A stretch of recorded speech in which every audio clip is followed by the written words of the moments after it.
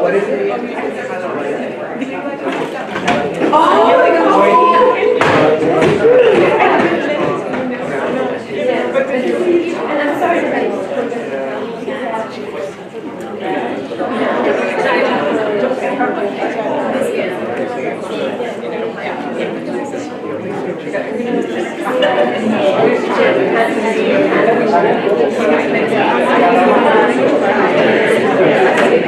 Let's do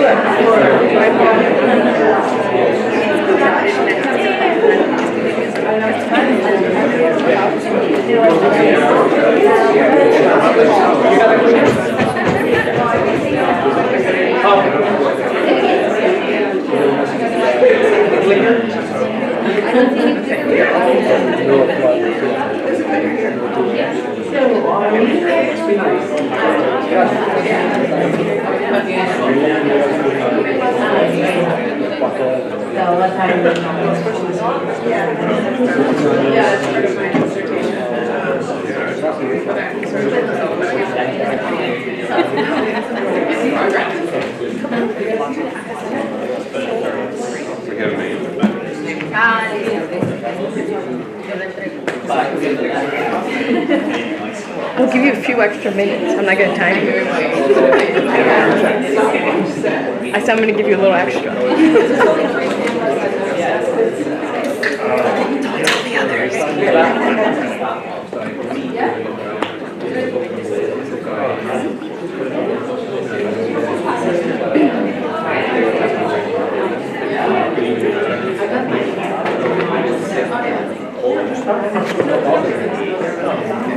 Wow, let me shut the door. I almost made it door.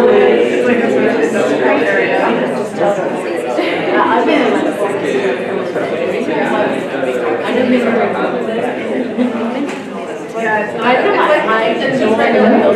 Hi.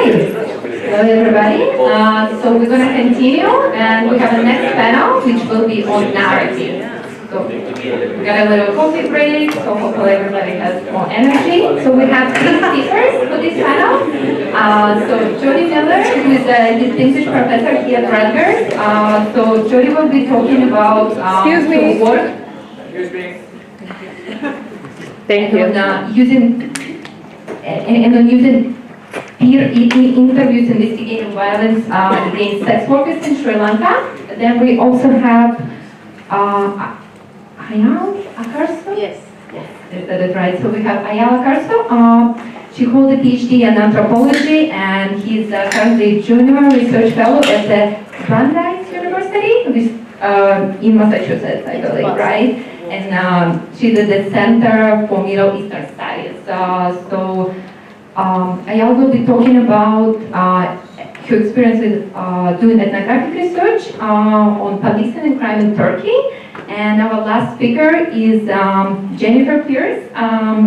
She's a PhD candidate from John Jay College, CUNY, and Jennifer will be talking about using non-ethnographic methods to study daily conditions and life in Dominican Republic prison.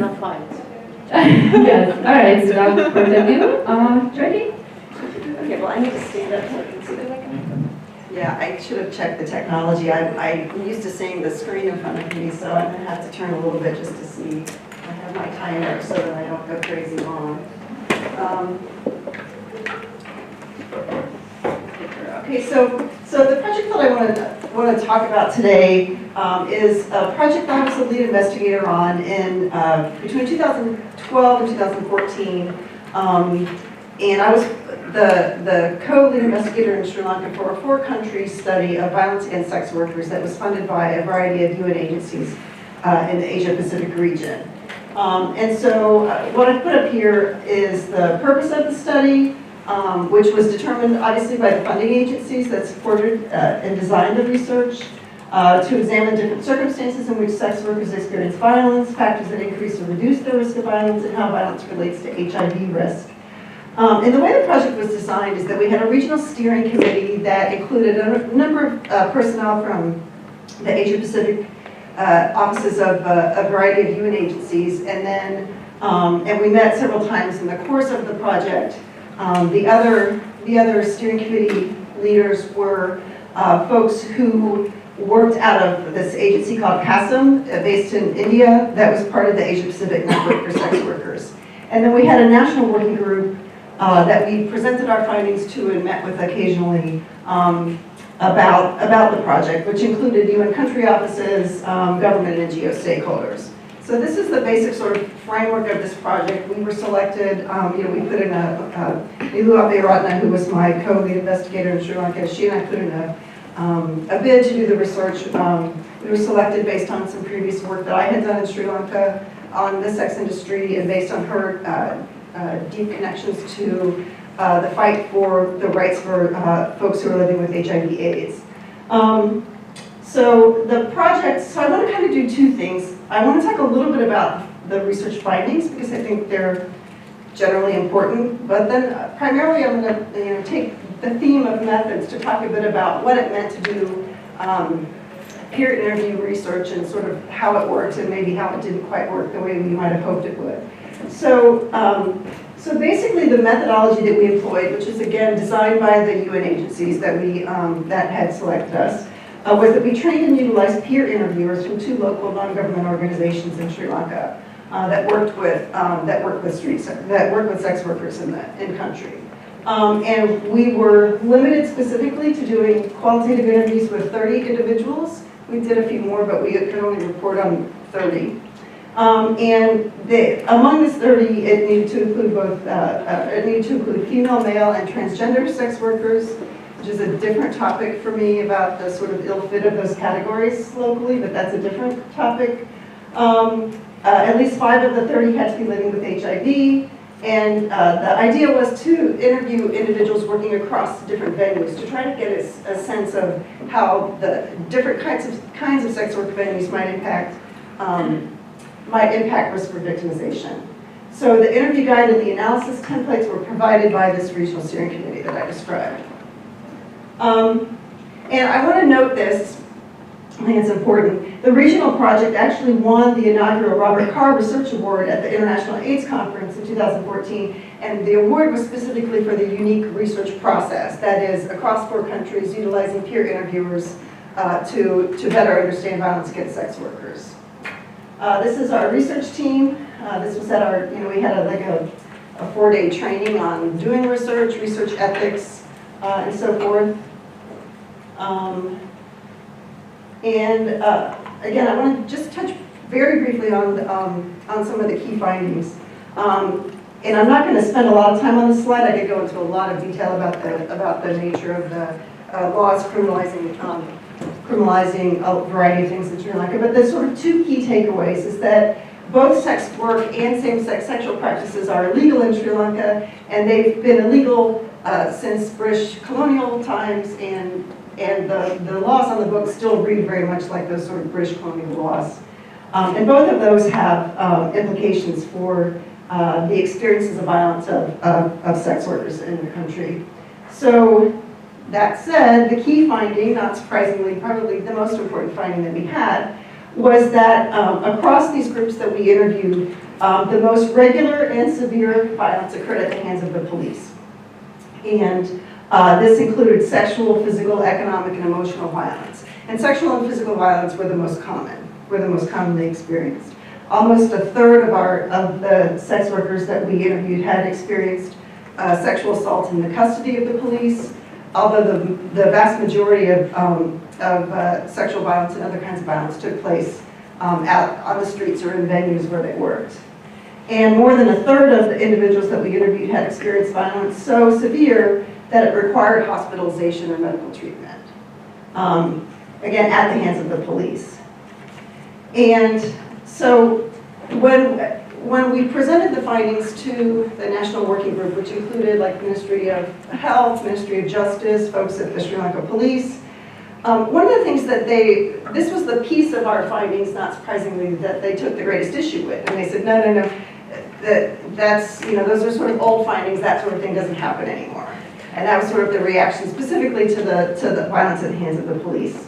And okay, I don't know who's there to cue up my video. But so 2 days after we gave this presentation in which all of the officials basically said, no, this is something of the past. What's going on? So 2 days after this happened, in other words, something, one second. I thought we had it sorted. We didn't quite have it sorted. Okay. 2 days after this happened, this video went viral.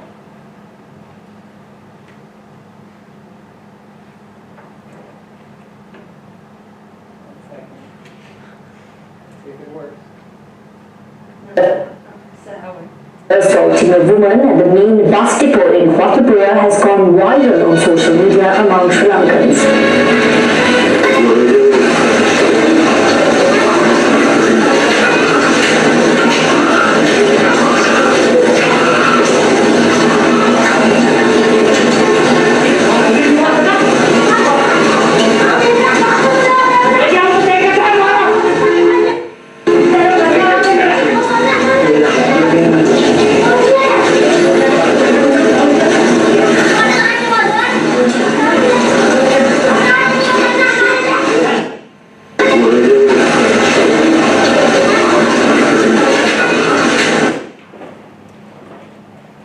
So, thanks to social media, somebody filmed this incident, and as I said, it went viral on social media, and we can go back to the PowerPoint.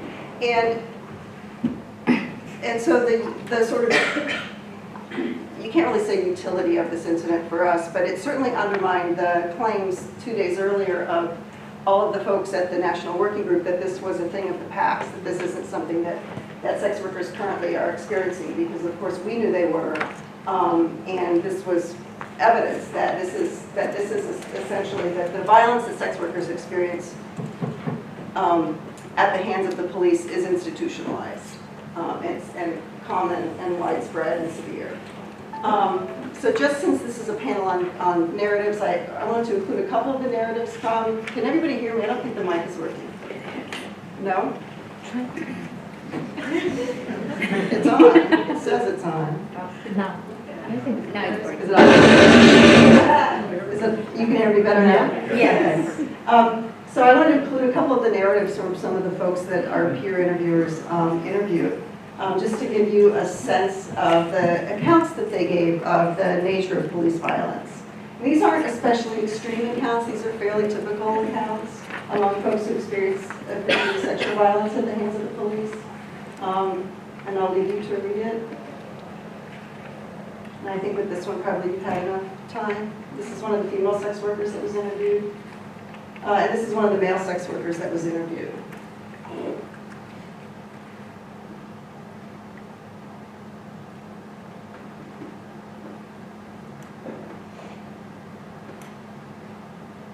And the term porneia that you see used sort of repeatedly is basically a local Sinhalese derogatory term for a gay man.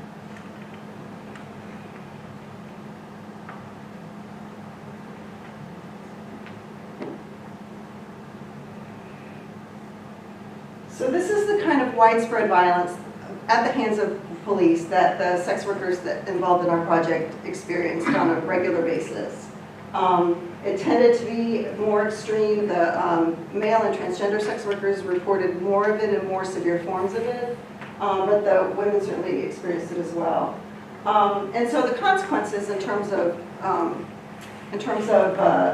rights-related consequences is that obviously research participants and other sex workers in the country don't have access to the justice system when they experience violence, particularly when it's violence at the hands of the police as the primary problem.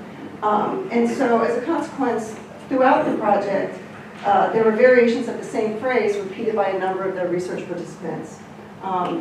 This artwork, by the way, was artwork that was done supported by the UN agencies by sex workers to illustrate some of their experiences. So these are the sort of phrases that folks said, that sex workers said about, attempting to do something about the violence that they faced in terms of trying to get accountability. We can't hit ourselves with a granite rock. There's no point bashing your head against a wall. Essentially, there's no consolation from the law. So this was a systematic set of findings that we found in our project, and it's held up by empirical evidence. The police sergeant who assaulted this woman, and you saw at least a clip of that video, he was reinstated after a very short investigation.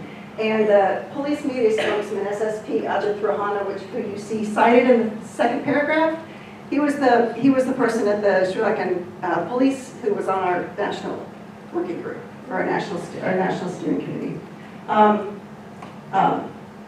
So they're right. I mean, that's sort of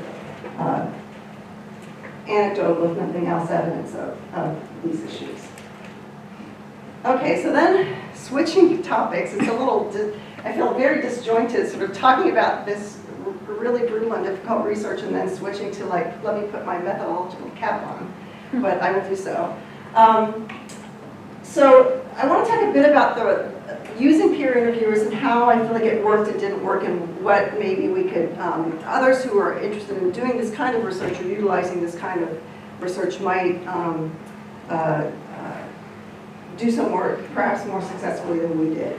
So, it's based on the belief that outsider status is a hindrance for establishing rapport. So the idea is that when outsiders go in and try to talk to individuals who are marginalized, in this case, sex workers in Sri Lanka, that there'll be distrust, there'll be suspicion, and that folks might not be able to really want to feel safe opening up and sharing their experiences.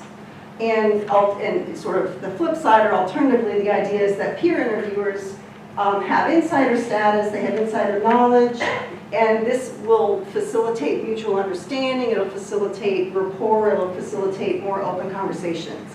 And that was basically the sort of idea behind having this project as one that utilized peer interviewers.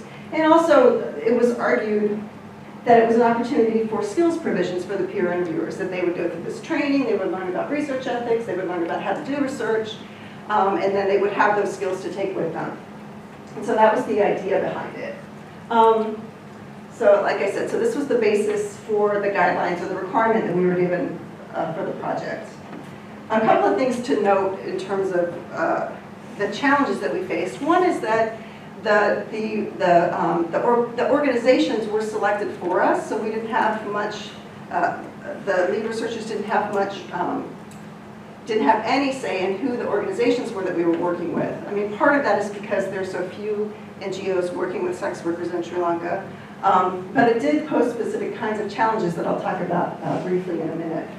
And then the leaders, the directors of those organizations selected the peer interviewers for us as well. So we didn't have a mechanism by which to, sort of assess, I think most importantly, interest and sort of a buy-in to doing research of this type. And I think that was probably, one of the primary limitations. And as I noted before, the regional steering committee developed the interview guide. And So what that basically means is that by design, the research only narrowly permitted insider input. So, so the sex workers that we worked with weren't involved in designing the instrument, identifying what the key themes of the research should be, what kinds of questions should be asked, et cetera. Instead, it was determined by the sort of outsiders to the situation in Sri Lanka. And in particular, it was designed by this advocacy group working in India. And so what we argued, I think, probably till we were blue in the face, is that the local conditions of sex work in Sri Lanka are dramatically different than they are in India. And that we wanted to have more flexibility to sort of, understand the local context. So there's some alternative arguments that can be made about the benefits of insider research. And I think I'm already running a bit long, so I'll go through this quickly. So there is the notion that outsider status can result in richer information, both because folks might be more willing to go into detail. If you're insiders, you might have like sort of shared understandings, and you're not going to, so like you're not going to go into details. You're going to use shorthand to refer to some issues. Also, and I think this was really key for us, outsider status can pose fewer risks with regard to disclosure. So if you're disclosing to a stranger and somebody that isn't part of your community, it can feel actually, I think in some cases, more safe than the assumptions. And with regard to the issue of social privilege, I mean, I think that these are obviously much more complicated debates than I can get into in a short talk, but the idea that being heard by somebody who isn't typically seen as someone who cares about you can actually in itself have some empowering impact.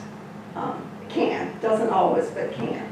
So I want to talk briefly about how I think the peer interviewing work went for our project. And so not surprisingly, given me sort of laying out some of these debates, I would say that it wasn't a seamless success by any means. And in particular, what I think anybody who wants to do peer-grounded research has to think carefully about is the ways in which status hierarchies within communities can impact disclosure and can impact the way that you, whether or not peer interviewers can build trust. So there's all these nuances, right? These small, careful nuances that make a dramatic impact on issues of disclosure. So, sex workers that we talked to, both among the peer interviewers and other sex workers that we talked to, basically said like there were certain things that they just didn't want to share with the peer interviewers because they were worried about violations of confidentiality. And again, this is why, you have to make sure that there's actual real buy-in to research and what it means and the ethics associated with research. So they were very concerned about that and concerned about then the consequence of losing status in their communities. And especially among the female sex workers, we definitely witnessed this. We witnessed these kind of micro-politics at play where female sex workers, and especially including our peer interviewers, would make kind of public and negative comments about one another, about like which venues they worked in, because working on this street is lower status than working on this street, which is higher status, working at this time of night versus this time of day. There are indications of status that everybody was quite aware of.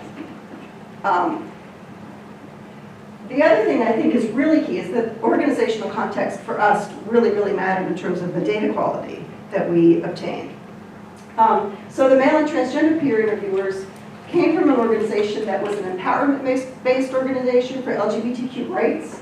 The director of that organization was a public member of the LGBTQ community. And so as a consequence, there was a great deal more trust and a great deal more sort of commitment to the research and what it could accomplish.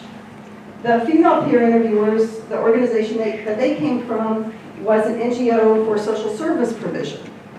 And so as a consequence of being a social service provision, the directors were social workers who saw themselves as serving clients and who clearly saw themselves as serving clients who were, thanks, you're being very generous, who clearly saw themselves as serving clients who were beneath them. And the organization was quite hierarchical, so that the directors were called sir and madam rather than other forms of address, whereas at the other organization, the director was called by his name. And so, not surprisingly, the peer interviewers from that first organization were much more successful in terms of establishing rapport, conveying empathy, asking follow-up questions, eliciting greater detail. And they also had more buy-in to the research. It wasn't just a thing for them to do, but it was something that they had real buy-in to. They really wanted to improve the experiences of sex workers, and especially of LGBTQ sex workers in Sri Lanka. So that's basically it. So, I mean, the takeaways sort of come from what I've said. I think we need more research. We shouldn't just assume that, oh, if you're using peer interviewing, that's great, it'll be wonderful, but that's more complicated than that. We have to really take care in thinking through these sort of complex issues and make sure that the folks that you're working with have full buy-in and really are committed to the project. But as importantly, have a real voice in the process of doing the work. I think that's, both of those things are really key to facilitate a more successful project than, I mean, I don't think ours was unsuccessful, but I think it could have been more successful in meeting some of those goals. And that's it. Thank you.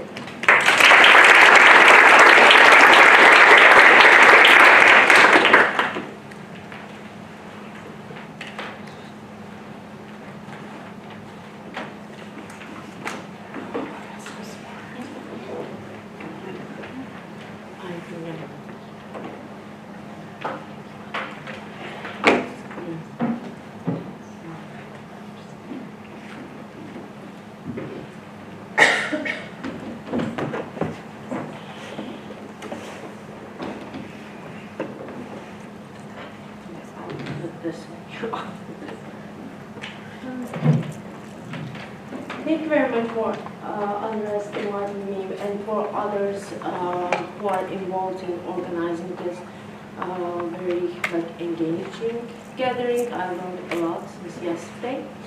I'll start. Okay.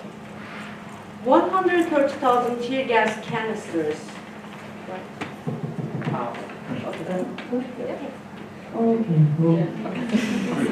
The equivalent of a normal year's supply was used in the first 20 days of Gezi protests in 2013 in Turkey. Many were deliberately shot directly at protesters, killing 2. Police excessive use of tear gas, pepper sprays, and water cannons became the hallmark of the all-summer protests.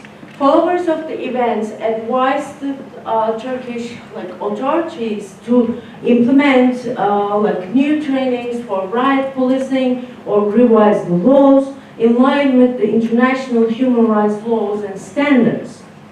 Indeed, more than a decade, the General Directorate of Security in Turkey was going through major transformations as part of democratization projects. One of these projects, implementation capacity of Turkish police to prevent disproportionate use of force, was implemented at the same time the Gezi protests were taking place. How might we understand the paradox between blatant police violence and democratization and police reform initiatives? My research is concerned with such questions and analyzes the introduction of new conceptions and practices of security, governance, and policing to Turkey as the proliferation of police-related crises once again brings police reform into the global spotlight. Rather than addressing police reforms as a matter of success or failure, I use ethnographic methods to explore the kinds of socialities generated by such reform efforts. I looked at the contradictions and contingencies in the very process of reforming. In other words, I studied the lived experience of reform and its rather unexpected outcomes. I show how practices of security and policing with seemingly liberal genealogies like community policing or broader police reform, but can coexist with so-called non-liberal and even authoritarian modalities of government. So, as you probably know, things obviously have not gone in the direction of EU integration in Turkey, and Turkish government has become increasingly authoritarian in the last couple of years. And EU is also dismantling in various ways. However, contrary to what one expects, most of my police interlocutors didn't see the rising authoritarianism as contradictory to police reforms. The General Directorate of Security still conducts projects, community meetings with citizens, and trainings about implementing accountability structures. The governing elite still emphasize the importance of integrating the police with the people. Against this background, my research asked, what kind of increasing authoritarian practices of governing do the police reform projects that I have observed in the field intersect with, enable, or hinder? This question, I think, has relevance beyond Turkey, as many countries across the world have undergone periods of substantial democratization of their police, only to turn away from the democratization. I conducted 22 months of fieldwork, 18 months of uninterrupted fieldwork in Istanbul and Ankara, and before my actual fieldwork, I did 4 months of preliminary research in Ankara, Istanbul, Kayseri, and Diyarbakir.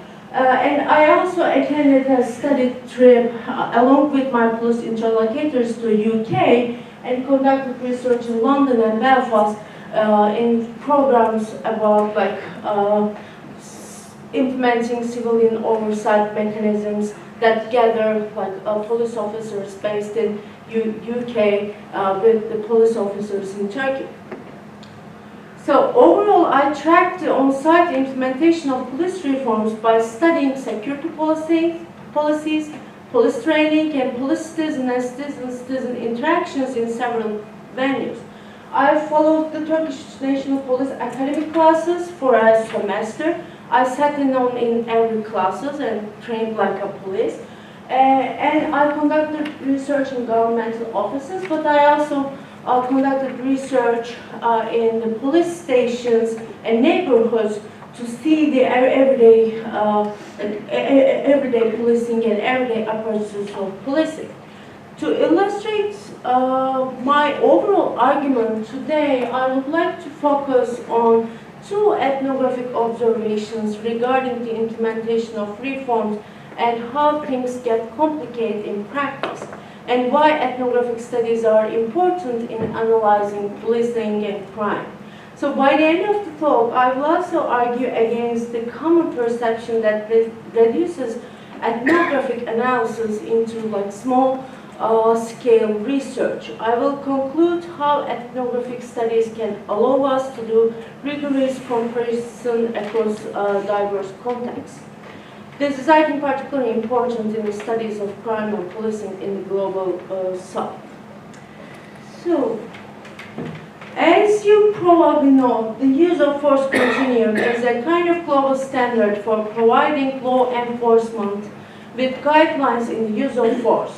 It builds on the reciprocal relationship between force and resistance, which is the kind of counterforce of non-police bodies, and is part of any police reform toolkit.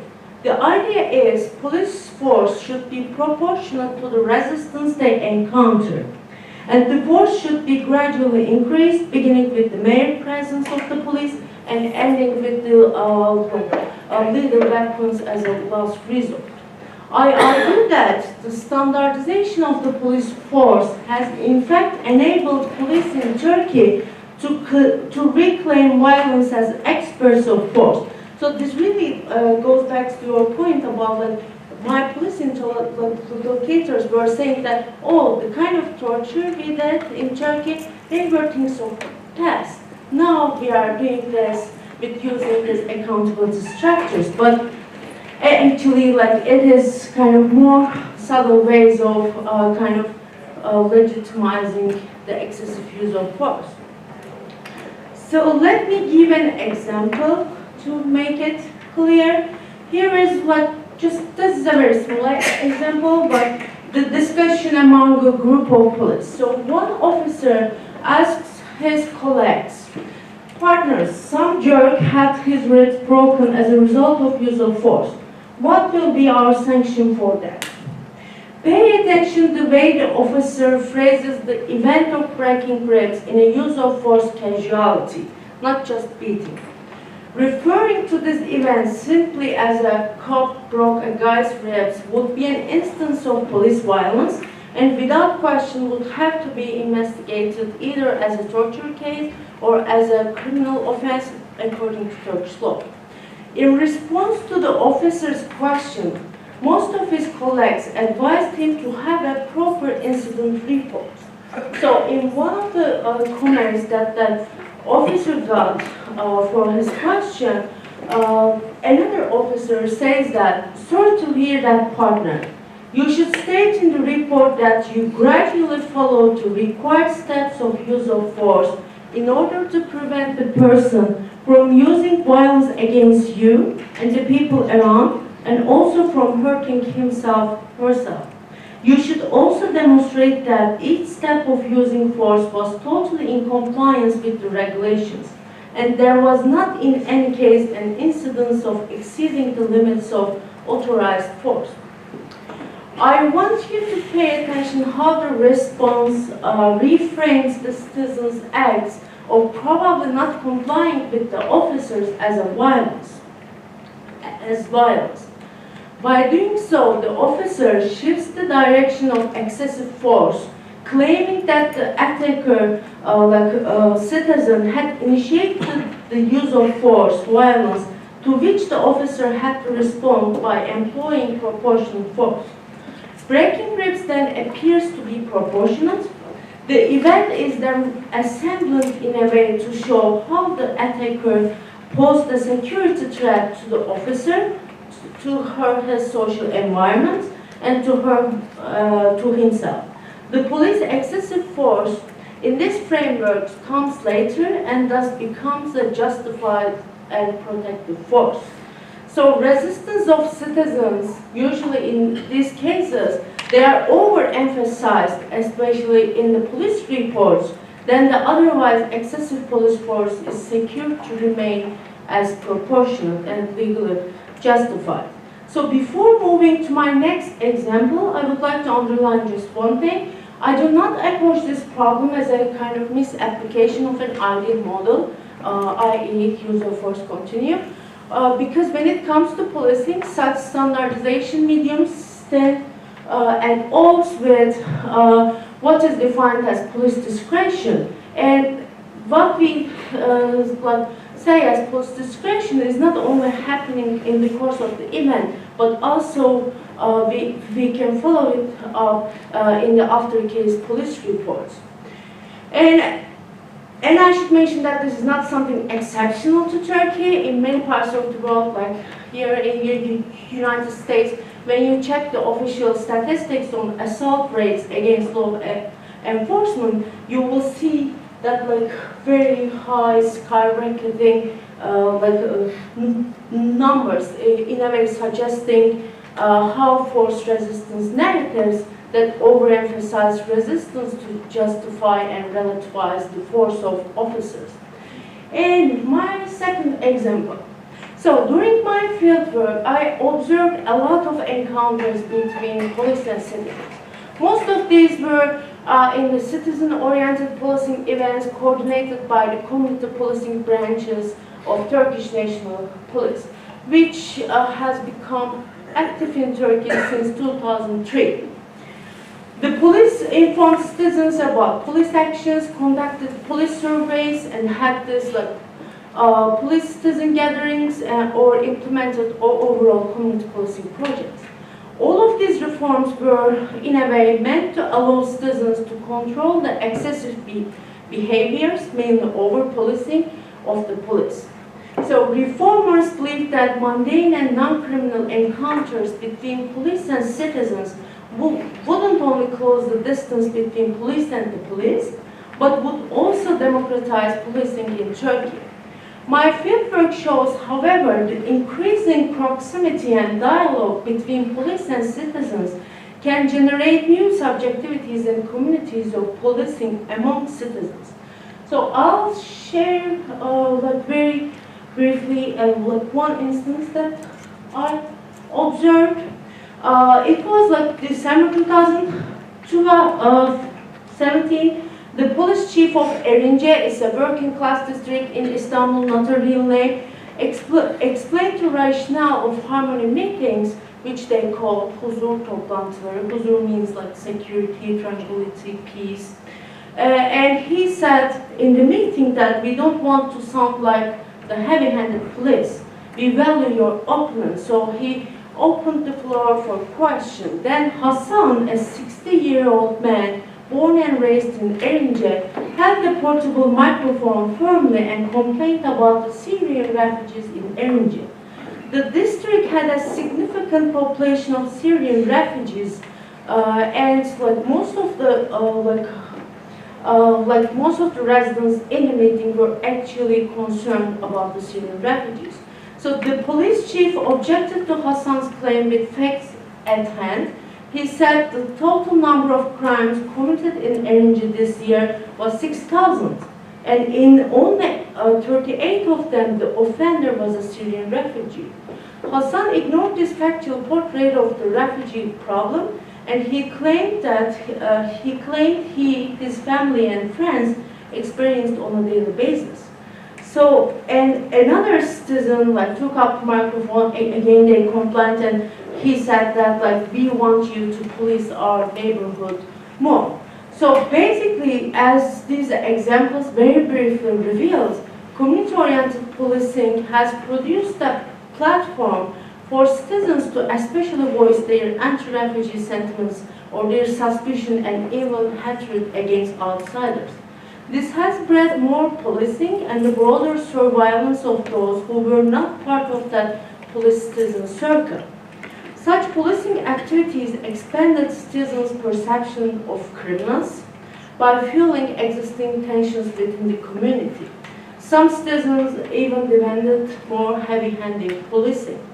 So, since and this is also being a really interesting thing on the issue of crime, because since most of community policing projects have focused on the well-being, huzur of the citizens, like they can easily like reframe their concerns as something like concern about well-being and overall happiness in the neighborhood. So they can really be put into different uses, and especially in Turkey, I think as elsewhere, we observe an increasing complicity between police and some part of the society, and increasing demand and support for harsher policing forms.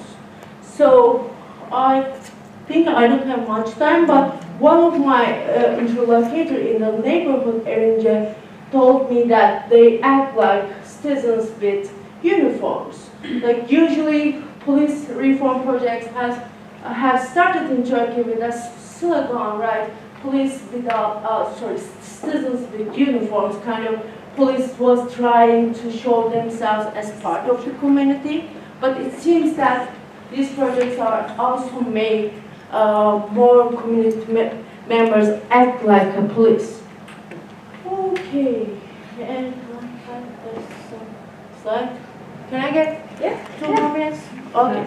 So I just wanted to, I usually look at time management for this stuff. So I would like to draw some conclusions from these examples. So overall, I tried to come up with examples that focuses on not exceptional and spectacular events, but like very mundane, very ordinary practices of policing that we can study to observe some like broader phenomena. And in that regard, what I said at the beginning, like understand not reducing ethnography to a small-scale study, I think it's very important. Because I think ethnographic perspective with deeper knowledge of one locale gives us a kind of analytic to do kind of this rigorous comparison across different contexts. Because like since yesterday, most of the like stories that I and research that I heard about different parts of the global South, whatever that means, reminded me about my own field work, and I think like this all like may open a room to ask broader questions about the professionalization of the police, inclusion of different parts of the society into the policing. And in that regard, I think that the South-to-South comparisons are really important. And because most of the countries that are part of the Global South are, well, I don't like this term, but I also increasingly find it like useful to have some like claims about police reforms, because they became the laboratories of police reforms. And usually whatever my last two sentences, usually whatever happens regarding police reforms in these countries are attributed a kind of failure of reforms, as if these reforms are really good, but these like countries cannot do this. There are violent democracies of Latin America, like this African countries, you know. So in my research, I also try to underline some kind of contradictions embedded in these liberal police reforms. Okay, thank you very much.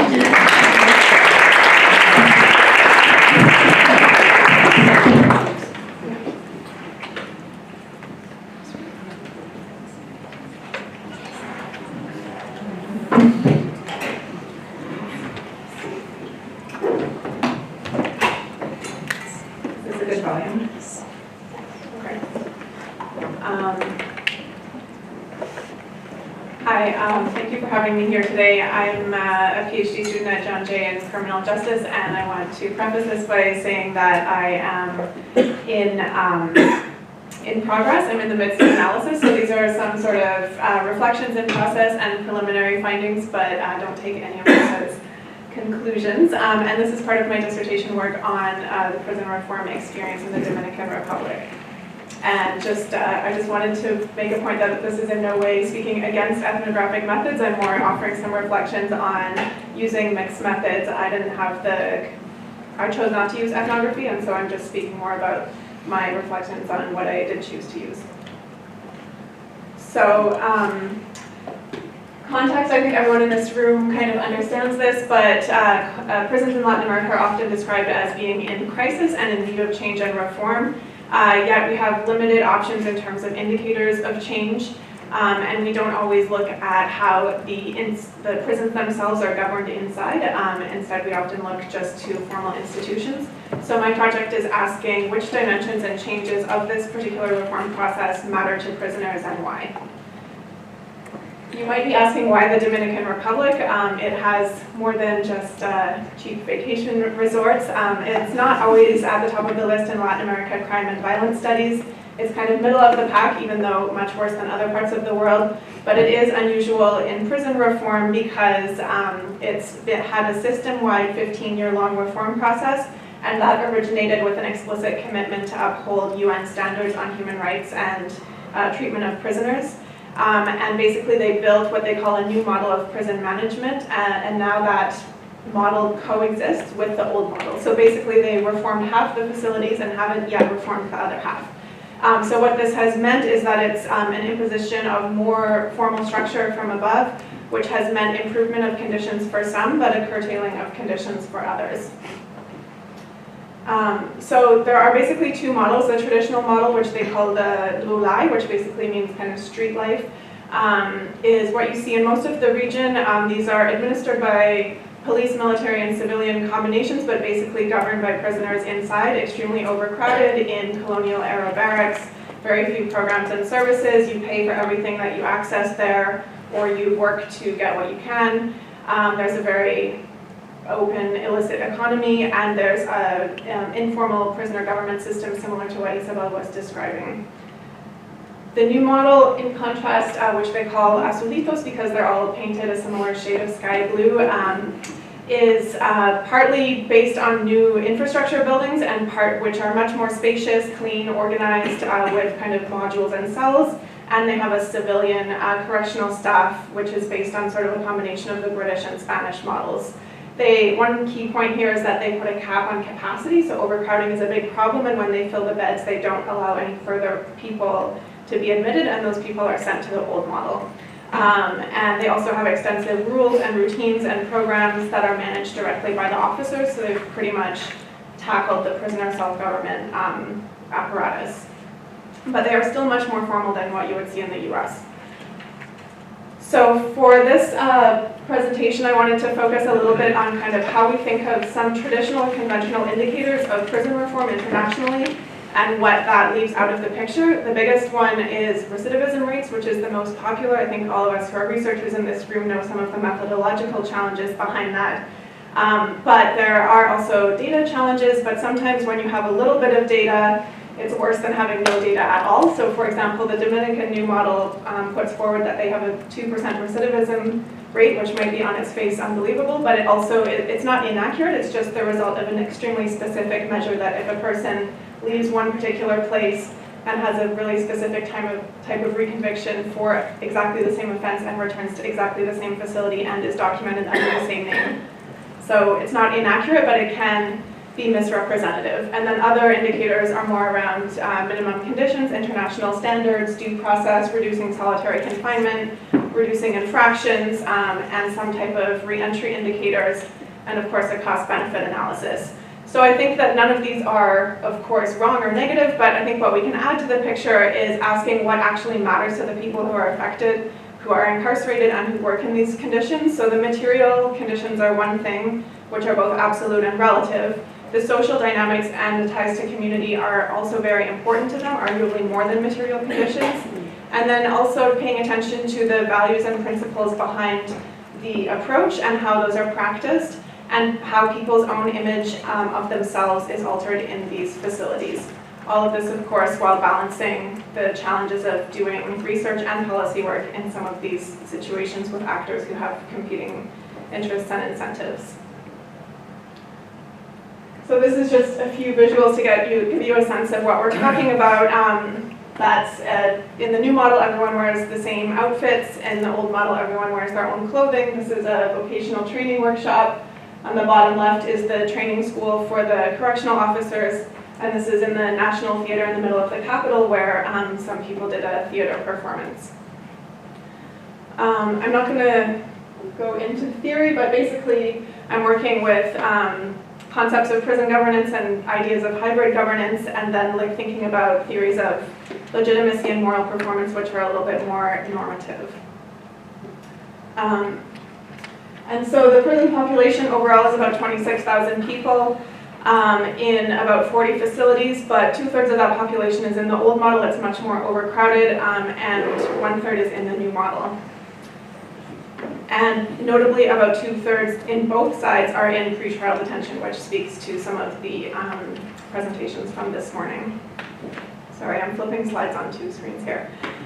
So the project that I'm doing is basically a combination of a survey and qualitative work. So the survey part is an adaptation of a framework that comes from the Prison Research Center at Cambridge, which is about measuring the quality of prison life, which has been adapted to different international settings. Some of the adaptations that I made for the Dominican context, which was based on a lot of negotiation and discussion and sort of preparatory visits and interviews and whatnot. Basically, there's not a lot of reliable administrative data, so we have to use self-reported data on things that here in the North we would track through administrative data, and it's almost impossible to match administrative and self-reported data. It took a lot of visits and sort of informal, casual time to build enough rapport to even make this happen, and also to identify some of the themes that don't appear in surveys in the North, particularly around self-governance, around the costs and what people pay, around who sets the rules and how they're enforced, and then dealing with logistics in terms of working in crowded facilities, different levels of literacy, and skepticism from both staff and incarcerated people about why I wanted to know all of these things. So what I found to be actually one of the most interesting pieces of the survey is that in the open-ended sections, people wrote a lot more than I expected. So a lot of people who were able to write preferred to write and wrote sometimes pages of narratives in these spaces about the different themes that we were raising. And so the sample that we did, and then the other piece of the survey was objective conditions questions, and then the second half, Likert scale perceptions of dignity, respect, autonomy, fairness of rules enforcement, etc. So the sample is about 1,200 people across 17 facilities, about half and half in each model. And this is just an image. This bottom is in the new model, typically where we would do the work, the kitchen, some of the rules in the new model, and that's the sort of daily counts in the new model. I usually wasn't allowed to take photos in the old model, which is why there's a disproportionate mix of photos in the other direction. The qualitative side of the work was interviews with people incarcerated, which varied a lot in format and length, also focus groups, which turned out in a lot of ways to be more useful, and then standard interviews outside with officials and actors and formerly incarcerated people. There were a lot of different dynamics in different facilities about how people wanted to talk. I'll get into this in a minute, but a lot of people preferred to talk in groups rather than as individuals because they felt that other people could vouch for the fact that what they were telling me was socially acceptable in their peer group. Others wanted to speak alone. In general, there was a sense of loyalty to the prisoner self-government infrastructure and a sense of frustration with the formal authorities where that applied. This is just to give you a little bit of a sense of some of the themes that came out in the open-ended questions. I'm still working through some of this, but basically on balance, in the old model, the positives is that you have a lot more liberty, autonomy, access to amenities, and the negatives is that it's expensive, risky, depends on your economic status, violent, unpredictable, and difficult to live in. And in the new model, it's almost the reverse, where you have structure, equity, tranquility, everyone has approximately the same conditions, people have access to programs, including formal programs. There's generally less corruption, but people have to follow routines and rules that are very extensive, a lot of surveillance, they have much more limited access to their families, and there was a surprising amount of arbitrary use of force by the staff and a general sense of being controlled. So this is just one small example of the quantitative data from the survey. I haven't done sort of the major analysis on this, so this is just super basic descriptives, but as you can see in the old model, these are numbers that if we just take at face value, we might think that things are worse or better depending on how you're interpreting it. Sorry, I haven't, what's going on here? This is what I want to be at. Thank you. Basically, in the old model, there is more use of physical violence as a form of punishment, and in the new model, there's more use of solitary confinement. And there is more punishment by the administration, even though the internal prisoner discipline system is about equivalent. And so, depending on what your emphasis is, you might interpret this in different directions, so therefore we need to combine it with some of the explanations that people have for how they understand the rationale and the fairness of this type of discipline. So, these are some of the excerpts from some of the interviews and focus groups.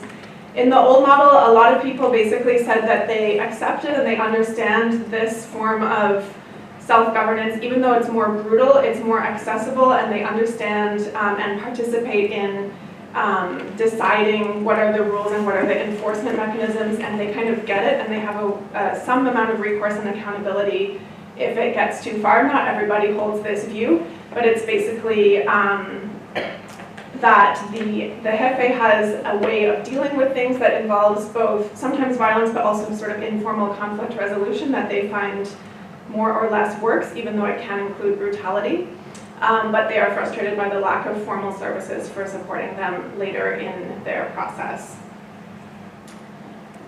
And then in the new model, it's sort of the opposite. They have access to some of the formal programs, and they have generally more tranquility and stability, but they're very frustrated with the form that the discipline system the way that it's implemented by the staff feels to them arbitrary and focusing too much on small infractions and minor rule violations, much more similar to what we hear in American systems, and that there's not a lot of recourse if an officer goes outside of his authority.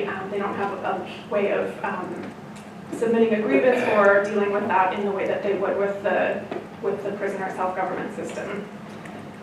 And then I just wanted to sort of add a few sort of thematic categories of things that came up very easily and readily in the interviews and focus groups. Basically, people wanted to talk a lot about denouncing what they perceive to be injustices by the formal system, by the formal government. So a lot of this related to the broader judicial system in terms of lawyers and cases, plea deals, and pretrial detention, and then as well as the conditions that they were experiencing in both types of prisons, and then calling for more programs and services and things that they felt that they were entitled to. So there was sort of they haven't had a lot of people ask about this, so this kind of spilled out quite readily in the interviews and focus groups. And conversely, there were lots of topics, unsurprisingly, that people were hesitant to talk about or gave polite evasions or used gestures or shorthand to sort of avoid saying directly the answer. Most of this was about any type of criticism of the prisoner self-government system, so even though they might have had their criticisms, it felt much closer to them, and they didn't necessarily want to speak about that in a direct way to outsiders. In the new model, they tended to deny that this existed at all, even though it clearly still continues to exist. Speaking about the illicit economy, and there's a big fear of being discovered as a consumer or a seller of drugs inside, even though it's very prevalent, and so there was a lot of skating around of that issue, not surprising.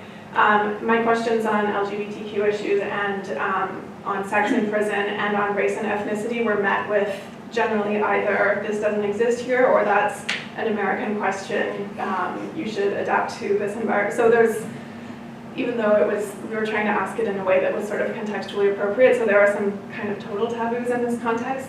A lot of the questions around mental health, self-harm, or vulnerability also had a similar response, like we don't really deal with that here, that's a question that comes from outside. Anytime there were topics coming up about critiquing the prevalence of religious discourses and logics as the way of rehabilitation, which is almost everything, and almost all of the programs of rehabilitation are based on either a religious idea or delivered by a religious group, and that even though they clearly have their shortcomings, there was a hesitancy to criticize those because religiosity is, or rather being a secular person is not socially acceptable in that context.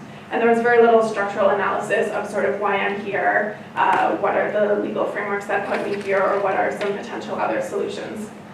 And then the other point that I just wanted to make briefly is who you are as a researcher obviously matters. I'm obviously a white outsider coming with an American university email address, and that makes a difference in terms of access in the original project. But a lot of people also believed that I had a greater degree of power in the world than I actually do, and so I received a lot of denouncements of particular details of cases and specific requests, and I didn't get as much about the details of daily life, and the student team that I worked with who were local students heard a lot more about that because people felt more comfortable telling them about those kinds of topics, although there was still a significant class difference between the university students and the incarcerated people, and that came up sometimes around questions of money and employment and economic status.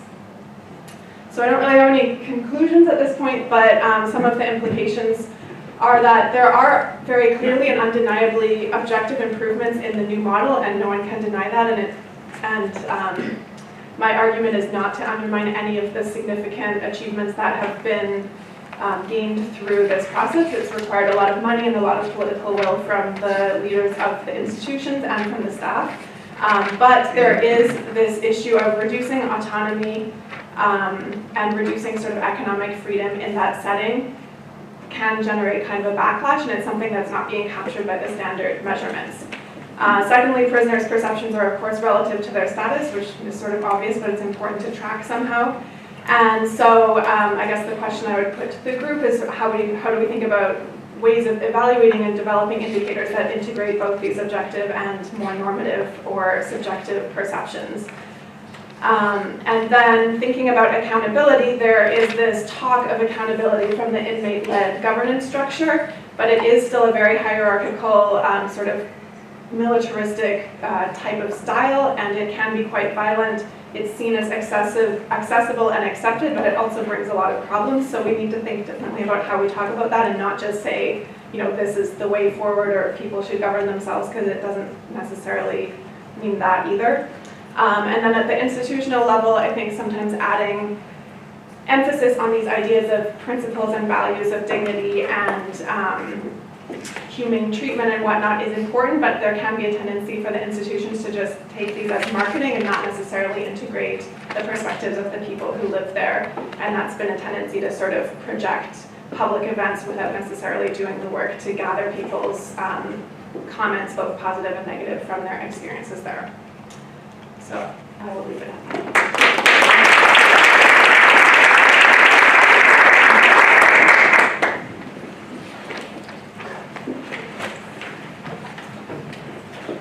We're going to have a Q&A section right now. So this is okay.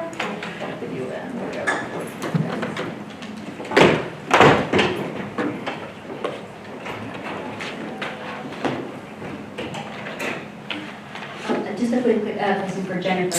How does a person end in one system versus the other? Is it totally random, or are there certain offenders who end up, are more likely to end up in the old system than, or is the new system used as kind of like a reverse situation? Does this microphone work? We're going to first take a Oh, sure. questions, and then we can discuss them collectively. And thank you for your presentations. I just think it was important to note, I think this is maybe more commentary than question, that there seemed to be a bit of a difference in how the outsider perspective influenced the study. So for instance, it seemed like the peer-to-peer interviews in Sri Lanka, there seemed to be an indication that the outsider might be more beneficial because given the subject and given the conversation, these interviewees were potentially more interviewees were more comfortable with the outsider, whereas it seemed in the Dominican Republic surrounding corrections, being an outsider, you may not have been as trusted. It just seemed like there might have been a difference in the outsider status, and I mean, it'd be great to get maybe some feedback on that. And also, as it relates to the correction aspect, I don't think that this was the point of the presentation, but I just had a question about the creation of the two models. It seemed like due to foreign assistance, that was how the new model came about. And I was just wondering if there was any sort of, if there were any recommendations going forward with regards to foreign assistance and kind of building a completely new model on top of an old model, and maybe there could be a fusion of effort in addressing kind of criminal justice issues in developing countries. It's just kind of an overlapping theme or interest of mine as it relates to foreign assistance and Westerners coming in and impacting the criminal justice system. So I'm just kind of bringing my own agenda to your presentation. Thank you. Is there any more questions? I have a question. So Jody, this question is for you. So we talked at length, maybe not at length, but I think we hinted that there is a lot of shorthand when we talk about violence, particularly in South Asian communities. This is not to say that we're all internally homogenous, because I'm sure there are variations between Bangladesh, Sri Lanka, India, and many others. So my question for you is, given that you use a peer interviewer approach, was there variation among the peer interviewers in terms of how they understood the shorthand?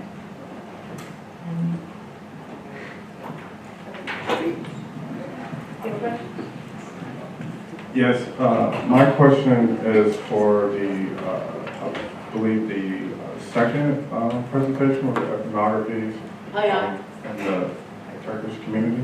I guess my question is mainly a bit more of curiosity. as far as like, when you were observing kind of the dialogue that the police officers were conveying to the community, was there a noticeable difference of active and passive voice in the kind of in telling the information?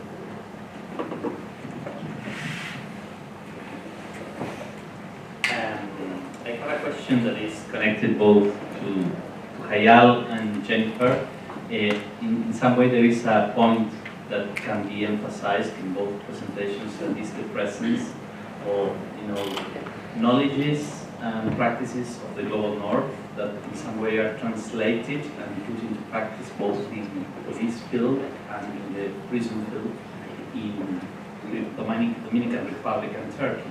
And I was wondering if you can say a bit more about this and the impact of this in the reform processes, both in police institutions and penitentiary institutions. Which are the actors that were involved and how they deployed their influence? Because I think it is a very interesting point in a workshop that is like this one, in which we are trying to discuss, this kind of problems in the global south. Which is the connection between the global south and the global north around particularly reform processes? Any others? No, I think Jody has a question. Yeah, I have a question also. So one of the things that struck me for a long time, I think because Rutgers was one of the serving institutions, is for many years, Turkish National Police were sort of known for sending a lot of their senior officers to the West for PhD training, and I think probably had the most educated police force in the world in terms of their training. And then, as Erdogan became more and more authoritarian, many of those folks were pushed out, unsafe, left the country, were no longer in positions of power. And it looks like most of your fieldwork occurred after that happened. And I wonder if you think that had much impact on the nature of policing and the sort of definitions of police-community relations and the patterns that you saw going on. And I have the microphone for whoever wants to answer questions. No, go ahead. You guys can use the gooseneck mics. They work just as the Are those working? Yeah. Oh, okay. Okay.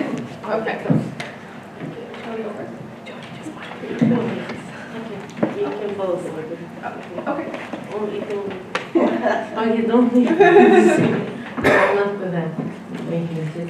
So first, the question about active and passive voice.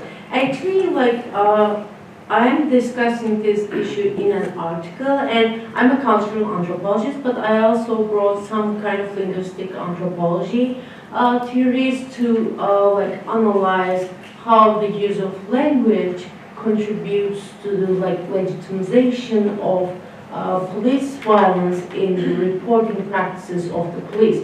And passive and active voice is really important because if you remember the way the question was asked by the officer was saying that the guy's rib was broken, so we don't know. It's kind of living off his agency from the thing and kind of concealing himself. And also, in the follow-up, he asked, what would be our punishment?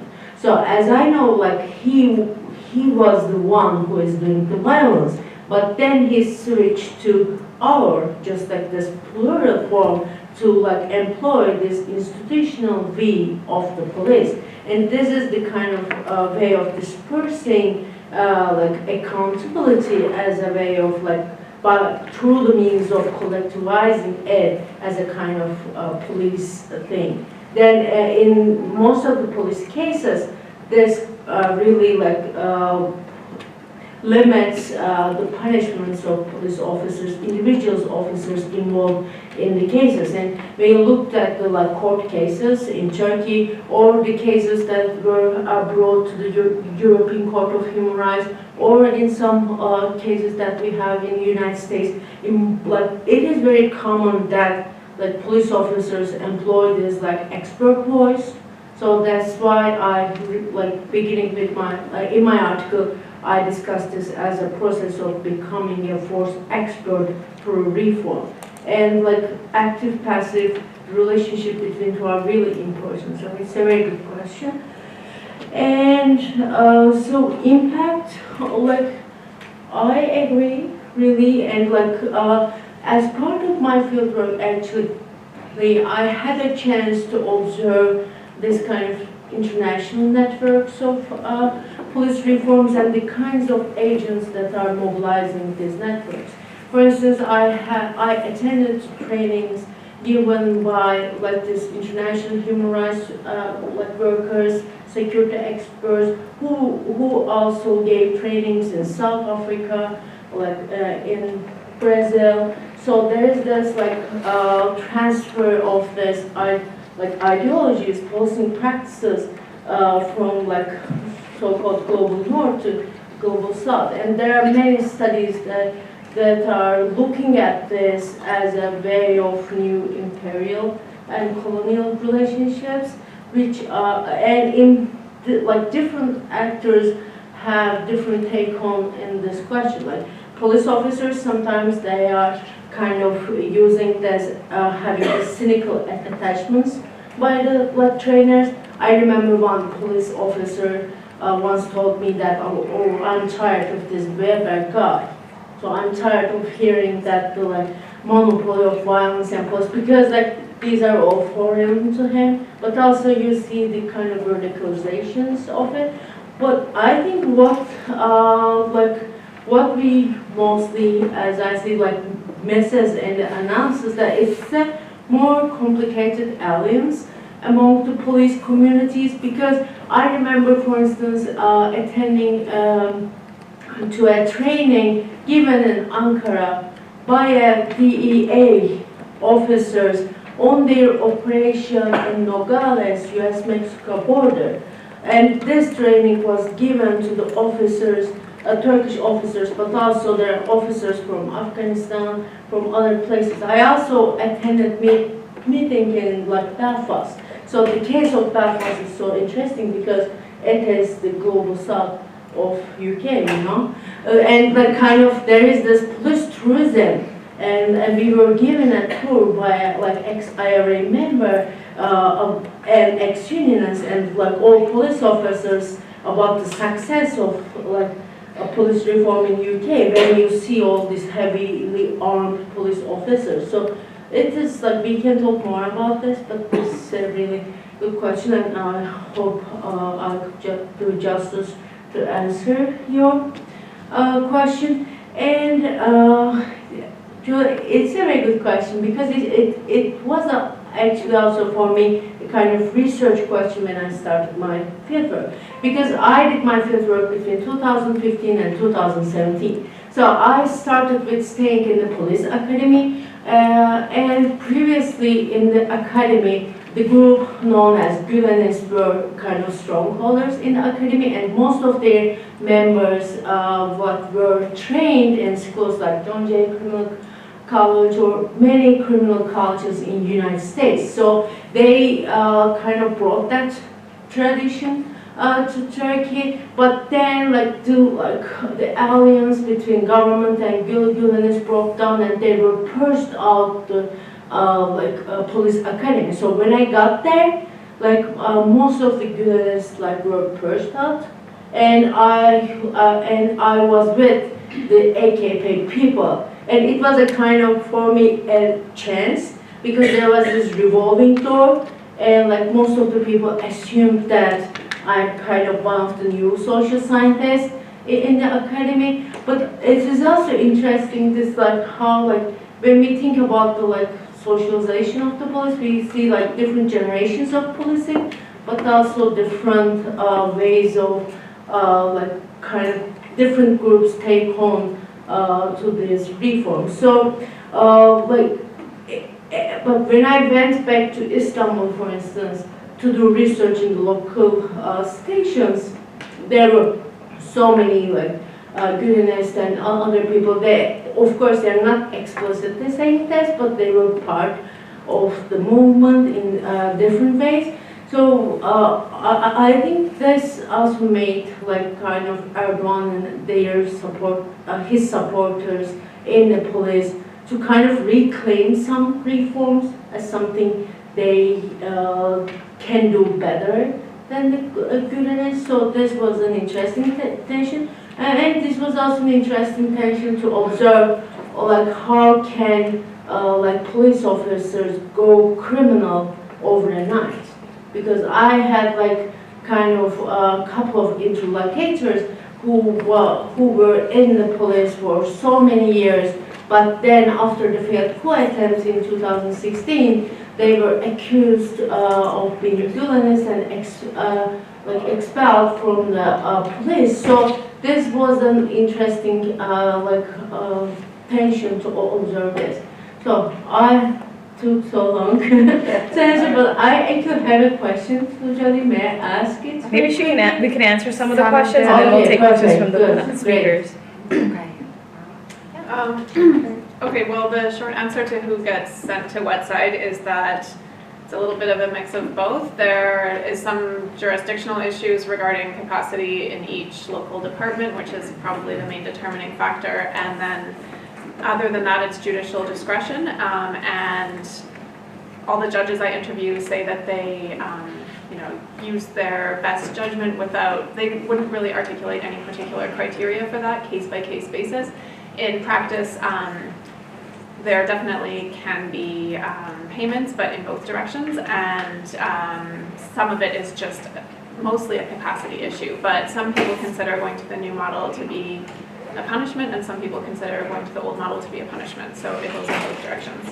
And as far as outsider status, I mean, yeah, it's a bit of a mix of topics. I do think that, sort of similar to what you were saying, on some issues I was seen as someone who wasn't really interested in sort of the local, being a little bit more of an outsider allows them to tell me certain issues because I wasn't interested in basically the local political conflicts and whatnot, but other issues I was maybe seen as less trustworthy. I think some of that is as much about gender as it is about foreign status. Foreign assistance, I didn't explain very clearly, but the model wasn't really brought in from Europe. It was funded in its initial version by the UK and Spain primarily, but it was developed sort of in this very interesting combination of visionary leaders from the Dominican, university leaders and consultants from Europe, but they are very adamant, and I think it's true that it's a locally, organically generated model that has input from international standards. Having said that, on Maximo's question, there is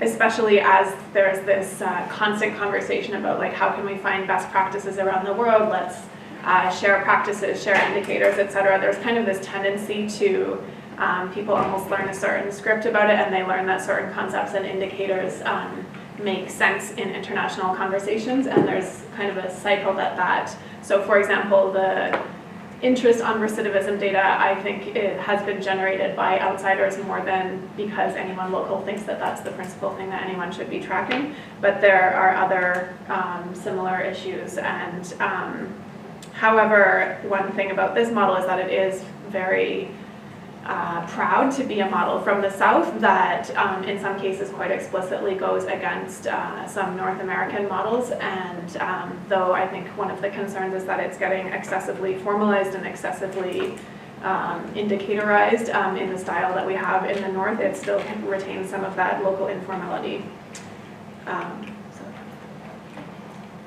Okay, I just had a couple of questions to answer.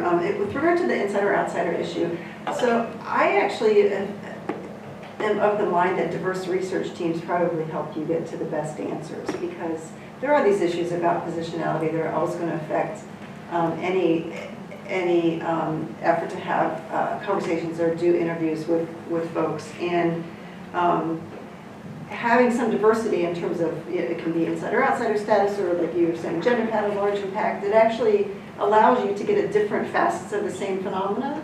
That so I actually think that's useful.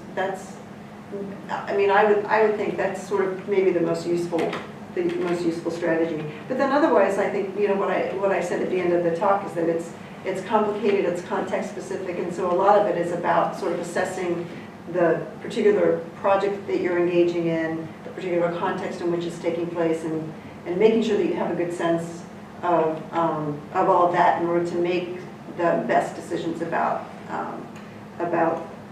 you know, who's involved in the data collection and to what extent. And so it doesn't actually surprise me that we have sort of that we come away with some different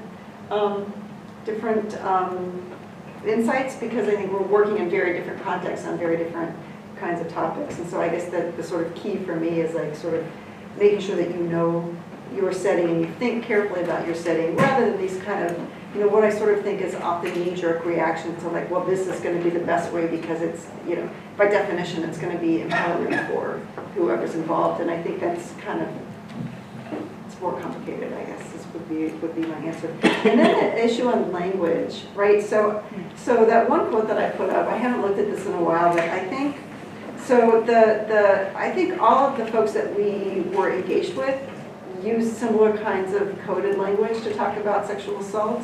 I think that anal rape phrase is a translator. It's to do with who the translator and how the translator translated that term. Because otherwise, I think you saw in both of those narratives that I put up that the language to talk about sexual violence very much, both for women and for men and for transgender sex workers, all of it was sort of in keeping with like, these aren't things that you name explicitly.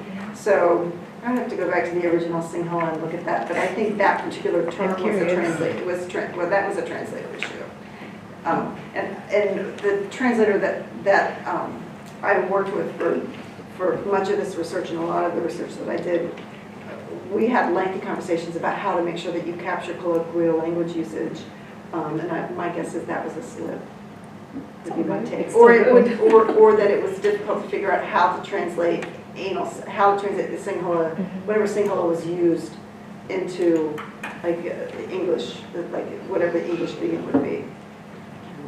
Thank you very much. So unfortunately, we don't have more time, but you guys spoke after the panel, so thank you, and we'll be.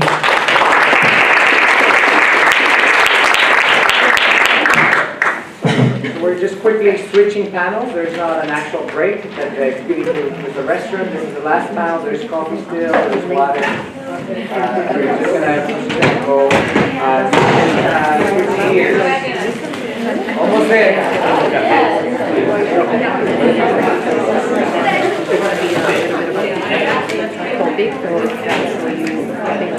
All right.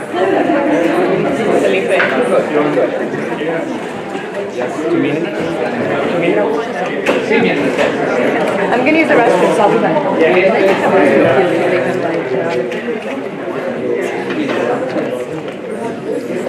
Yeah, it's recording, but it's fine.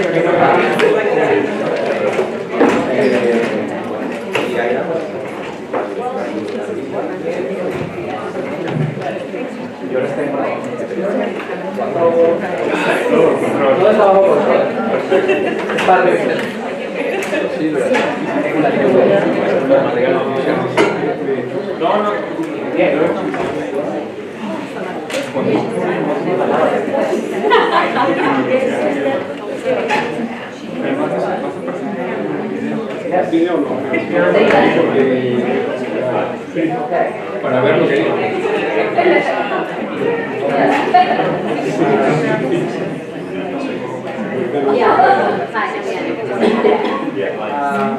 okay,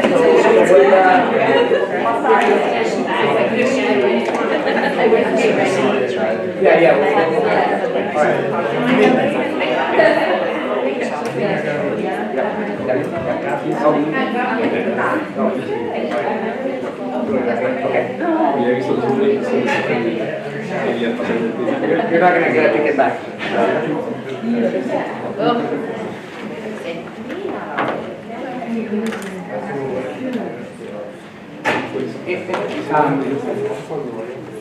In the meantime, maybe we'll collect some of those media release forms. So if Valeria can help me with that, and maybe PBA, you can also just go around and pick those forms, that would be great.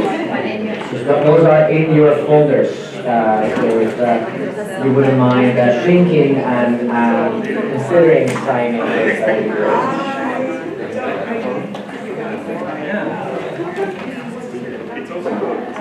No,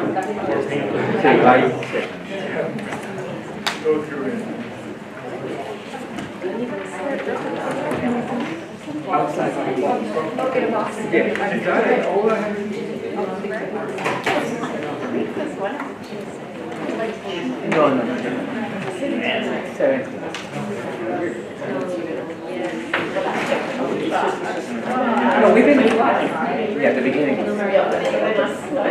No, we're good. And again, I'll let you know. So I'll let you know. If you're, So good. Wow.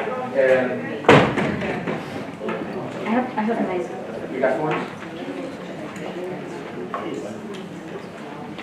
I don't think so. I'm gonna break people in.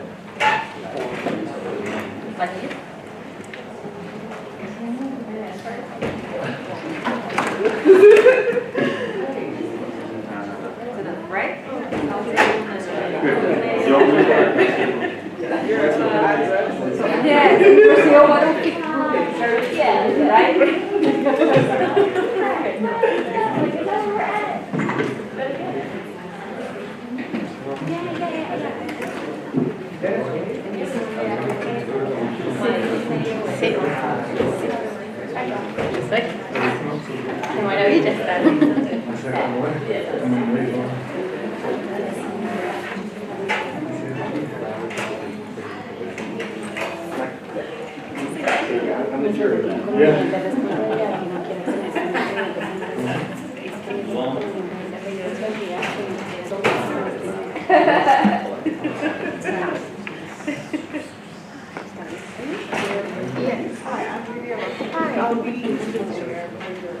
Okay, cool. Yeah, great. That's good to meet you. Good afternoon, everybody. We are ready to start our last panel tonight. My name is Felipe Salazar. I'm a doctoral student here at the Rutgers School of Criminal Justice. I'm very glad to introduce our last session about the records. Our first presenter tonight is Jairo Rivas from Transparencia Peru. He's going to talk about victim registries and their contribution to the recognition of gross human rights violations. Our second presenter tonight is Miguel Quintana Navarrete from CIDE Harvard University. The presentation is about the effect of public defenders on the outcome of criminal cases, evidence from Mexico. And our last presenter tonight is Diana Guzman from the Justicia and Stanford University. And the presentation is about measuring the addiction to the punishment in and from Latin America.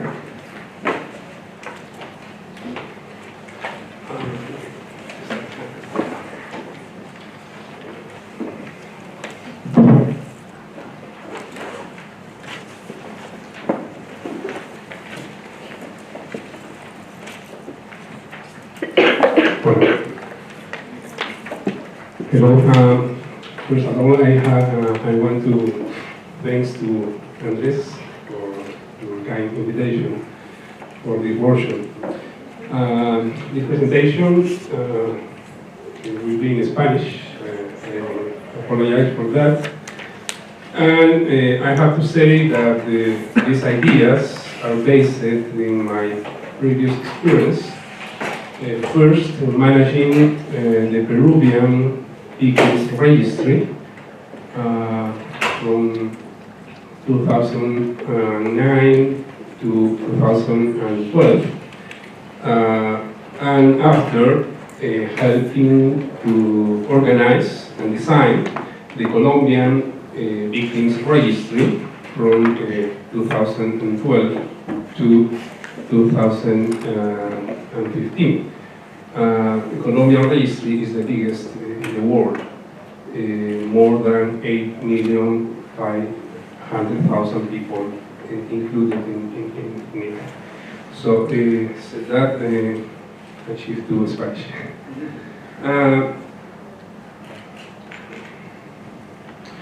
Esta es la pregunta que los que estamos metidos en el campo de la justicia transicional nos hacemos constantemente, cómo enfrentamos, cómo resolvemos las situaciones de dolor y de daños causados por contextos en los cuales se han producido violaciones masivas de los derechos humanos.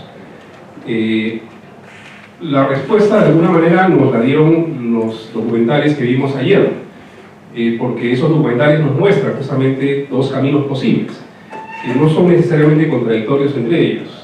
El primero es el que recomiendan los expertos y la academia, que es la implementación de los diversos mecanismos de justicia transicional. Y ese fue el ejemplo que vimos justamente de la experiencia del film sobre Túnez. Y el segundo camino más bien nos habla de ese conjunto de fuerzas sociales que se expresan de alguna manera para intentar resolver el daño causado a las víctimas, y que de alguna manera se expresa sobre todo a pequeña escala. Entonces el caso que vimos ayer en el segundo documental tiene que ver sobre todo con el uso de la religión o la vía de la religión, pero uno puede pensar en otros ejemplos como las experiencias de micro reconciliación que, por ejemplo, en el Perú ha documentado Kimberly Taylor, ¿no?, en comunidades rurales en Ayacucho, o experiencias como las que he visto en Colombia, en donde el uso del arte, de la música especialmente, ha servido para reunir, convocar nuevamente y reconstruir las dinámicas de confianza al interior de algunas comunidades. Entonces, en esos dos caminos uno se puede encontrar, y los registros de víctimas, que es de lo que voy a hablar ahora, se ubican claramente en la primera vía, que es los mecanismos de justicia transicional. Y el lugar de los registros es el que se muestra de alguna manera en este gráfico, que es como la entrada a estos mecanismos de justicia transicional. Es un lugar más bien humilde, poco conocido, porque normalmente la visión de los expertos está puesto en los programas de reparación, en los mecanismos de justicia, en las garantías de no repetición, pero los registros son instrumentos, son herramientas que son poco visibles en la discusión académica sobre la justicia transicional. Sin embargo, un reporte publicado hace poco por el International Center for Transitional Justice evidencia que muchas veces en contextos de violencia y de violaciones masivas en los derechos humanos, el registro de víctimas a veces es la única oportunidad que una víctima tiene para acceder a ese conjunto de mecanismos. Y estamos pensando sobre todo en las víctimas que tienen menos capacidad de organización, menos capacidad de agencia y de vincularse e influir sobre las agencias a cargo de, de estos mecanismos de justicia transicional. Y el registro, aquí podemos encontrar una breve definición de cómo entendemos el registro desde el punto de vista de los mecanismos de justicia transicional como un procedimiento administrativo. Finalmente es un instrumento que está a cargo de una entidad pública y que tiene la labor de contar nombre tras nombre de las víctimas y documentar los casos de violación de derechos humanos. Este carácter de conteo nominal es muy importante porque eso lo diferencia de otros ejercicios en donde hay más bien proyecciones estadísticas o hay otro tipo de acercamientos. Un registro oficial es un conteo de nombre por nombre y de documentar caso por caso, y eso lo hace específicamente difícil. Y justamente aquí es donde viene la principal dificultad, creo yo.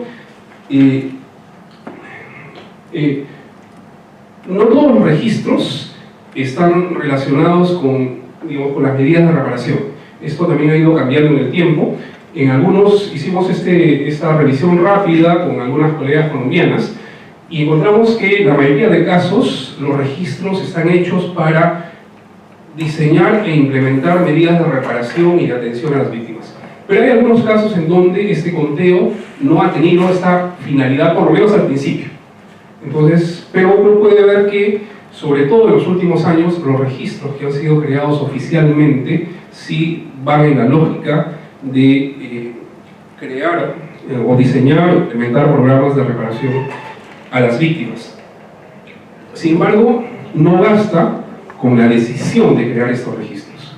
Una vez tomada esta decisión, convertir ese registro en un instrumento que es válido para el reconocimiento de las víctimas supone un conjunto de decisiones políticas, jurídicas y operacionales.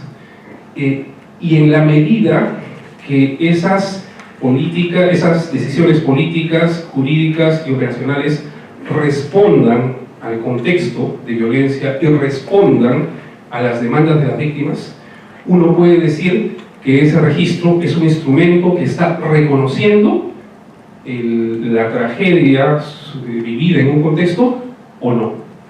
Y me gustaría contar, a partir de esta doble experiencia en Perú y en Colombia, algunas de esas decisiones críticas para hacer de un registro un instrumento válido. Este gráfico de alguna manera resume tres aspectos que son críticos: la definición de víctima, el diseño institucional y el análisis de cada uno de los casos, y diré algo muy breve sobre cada uno de ellos. ¿Quién es víctima? Esa pregunta es crítica al momento de definir, y eso supone normalmente una definición jurídica, pero no solo. No es solamente una definición de una persona que ha sufrido alguna forma de violación de sus derechos humanos, como lo dice el derecho internacional de los derechos humanos o el derecho internacional humanitario, porque esto depende también de situaciones, de contextos específicos de cada país. Entonces, en el gráfico que se ve abajo, uno, por ejemplo, puede notar cómo en distintos países los registros cuentan diferente. Entonces, del lado de aquí, Perú, Guatemala, Colombia, tienen un número muy alto de victimizaciones. En cambio, del otro lado, Chile, Ruanda, Sudáfrica tienen más bien un número pequeño de victimizaciones. El número no quiere decir necesariamente que sea un mejor o un peor registro. El número muchas veces depende más bien del tipo de afectaciones o de violaciones a los derechos humanos en el contexto específico que el registro quiere evidenciar. Y por tanto, el número puede ser un poco engañoso. Sin embargo, aquí hay una tendencia que hay como dos maneras de entender esto. Casos como el argentino, el chileno, el peruano, están enfocados en reconocer aquellas afectaciones a los derechos humanos que surgen de un análisis de las violaciones que ocurrieron en su contexto. Por eso, por ejemplo, en el caso de Argentina y Chile hubo una mirada primera muy fuerte sobre los casos de desaparición forzada. En el caso de Perú, las afectaciones que están reconocidas en el registro vienen del análisis previo hecho por la Comisión de la Verdad y Reconciliación peruana. Pero hay una tendencia que se observa, por ejemplo, en Colombia y ahora último en México, de que la ley que reconoce o que crea el registro abre la posibilidad de que se incluyan en el registro no las victimizaciones reconocidas en un contexto específico, sino toda aquella persona que ha sufrido violación de derechos humanos. Entonces, eso como que te abre a un universo espectacularmente grande y difícil de manejar. Otra diferencia es si se reconocen también víctimas colectivas. Las víctimas colectivas, los registros de víctimas colectivas son muy pocos en el mundo y es una experiencia que todavía está desarrollándose, sobre eso podríamos decir algo después. Y tan importante como definir quién es víctima, es importante definir quién no es víctima. Y eso te marcan como reglas de exclusión que están presentes y que a veces no tienen que ver con temas jurídicos. Tanto en Perú como en Colombia no se consideran víctimas a personas que han pertenecido a movimientos subversivos o a grupos armados al margen de la ley, aunque hayan sufrido violaciones en sus propios derechos. Y esa no es una decisión jurídica, es una decisión política. Entonces, aquí se ve cómo al momento de definir quién es víctima, quién no es víctima, también este tipo de consideraciones entran en juego. Entonces, primer aspecto importante a tener en cuenta.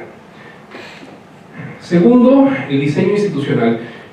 Aquí creo que lo más importante no es el tipo de institución, sino cómo esa institución resuelve un problema central.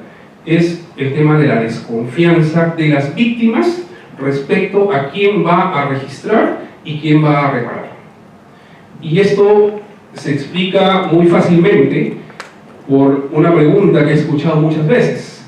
Si el Estado ha estado involucrado en prácticas de violación a derechos humanos, ¿cómo voy a confiar en ese Estado que me va a registrar? Y eso lo he podido ver en Perú y también en Colombia. Entonces, el diseño institucional ayuda a resolver el problema de la desconfianza de las víctimas o no. Y ese es un tema crucial. Si ustedes se dan cuenta en esta pequeña estadística, podemos ver que solamente en el 27%, en 4 casos de los 15 que vimos, el registro fue encargado a una agencia estatal existente. En los demás casos, se tuvo que crear una instancia nueva, o ad hoc, o una comisión de la verdad, es decir, una institucionalidad nueva para resolver el problema de la desconfianza. Y entonces, este es, digamos, una vía que está siendo principalmente usada y tiene que ver, digamos, y plantea como maneras de resolver este problema de diseño institucional. Y finalmente, en ese gráfico están resumidas como las principales decisiones que hay que tomar en materia operativa. No voy a hablar de todas ellas, voy a referirme solamente a una, que es la que está señalada justamente con la flecha, y es cuál es la metodología para analizar caso por caso. Es decir, cuándo se decide, con qué criterio se define que una persona es víctima o no. Basta solamente con recibir su testimonio, hay algún análisis que realizar, hay algunas fuentes alternativas que consultar, hay algunos criterios jurídicos que aplicar. Ese tipo de decisiones, de criterios, lo ideal es que sean transparentes, no solamente a las víctimas, sino a la sociedad en general, pero en ese aspecto, en esos criterios, se define buena parte del proceso de operación de un registro y en la confianza que las víctimas puedan tener en este registro y en la política de reparaciones como tal. Hay situaciones que uno podría señalar y, digamos, como a modo de ejemplo, algunas de esas decisiones operativas que a mí me parecen como muy importantes es, por ejemplo, el registro es accesible a las víctimas o no. Es decir, en términos del periodo de funcionamiento del registro, en términos de si las víctimas tienen que ir a lugares muy lejanos a registrarse, en términos de si las víctimas pueden explicar o dar su testimonio en su propio lenguaje, etcétera, etcétera. Segundo, ¿qué pasa cuando no hay documentación que ayude a sustentar o a comprobar o a verificar lo que las víctimas están contando? ¿Es posible incluirlas o no? ¿De quién es la responsabilidad de aportar esa información? Eso, por ejemplo, es muy importante para casos de violencia sexual, en donde no existen testigos, muchas veces no existe documentación, no existen denuncias, y sin embargo el daño causado por ese tipo de afectaciones es muy hondo y duradero en el tiempo. Entonces, problemas por resolver. El equipo que analiza esos casos es muy importante. Una cosa que yo me encontré en Colombia cuando llegué en 2012, el equipo de registro venía de una experiencia anterior, del gobierno anterior, y eran profesionales muy jóvenes, 25, 26 años, y sin embargo tenían el chip, no de cómo voy a hacer para incluir a la víctima, sino su razonamiento era: tengo que descubrir en este testimonio, en cada testimonio, dónde me está mintiendo la víctima, dónde me está mintiendo esta persona. O sea, estaban como entrenados para identificar las mentiras y no entrenados empáticamente para acoger el testimonio de las víctimas. Entonces, el equipo que analiza los casos es muy importante. Por ejemplo, entrenar al equipo con un enfoque, una mirada de género para identificar las diversas formas de violencia sexual que se produce en situaciones de conflicto o de violencia es muy importante porque no es muchas veces el conocimiento previo que traen a el ejercicio del análisis en un registro. Entonces, solamente a modo de ejemplos, algunas de estas conclusiones. Y una idea final con la cual me quisiera, en esto que les he contado rápidamente, he ido explicando algunas de estas decisiones técnicas, operativas, jurídicas que intervienen en el diseño y la implementación de un registro oficial de víctimas. Si quieren es cómo entender y cómo organizar un registro desde el punto de vista administrativo. Sin embargo, todo registro de víctimas tiene una contradicción en sí misma. Usando los términos de Gabriel Gatti, un investigador español, uno puede decir que un registro de víctimas es una tecnología para organizar de alguna manera el dolor y darle un cauce hacia una política de reparación. Sin embargo, el contenido de ese registro, que son las miles y miles de historias de dolor, las miles y miles de casos de tragedias individuales, familiares y comunales, hace imposible que esto pueda ser visto solo como un instrumento administrativo. Es decir, el registro por su contenido se revela una y otra vez contra ese carácter burocrático, administrativo de este instrumento. Y entonces, quienes estamos quienes trabajamos en esos registros, pues estamos confrontados todo el tiempo entre la lógica administrativa, que tiene su razonamiento, sus pasos, su estructura, y la lógica narrativa y las demandas de las víctimas, que tienen otra lógica, como por ejemplo vimos en el panel anterior. Entonces, esa contradicción me parece muy interesante porque es un asunto que quienes están en la práctica de los registros desde el Estado pues tienen que resolver de alguna manera, y no siempre se resuelve a favor de las víctimas. Entonces, bueno, eso es lo que quería decir. Muchas gracias.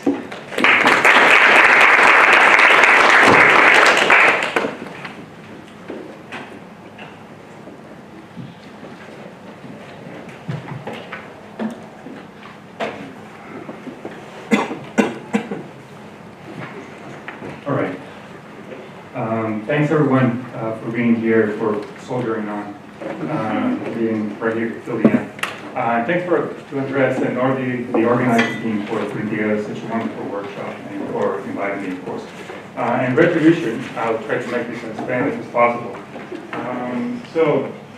My name is Miguel Quintana Amarete, and I'm a PhD student at Harvard in sociology. Today I'm going to be presenting some preliminary findings from a paper that is tentatively called The Effect of Public Defenders on the Outcome of Criminal Cases, Some Evidence from Mexico. And this is co-written with Gustavo Fundevila, who unfortunately couldn't be here.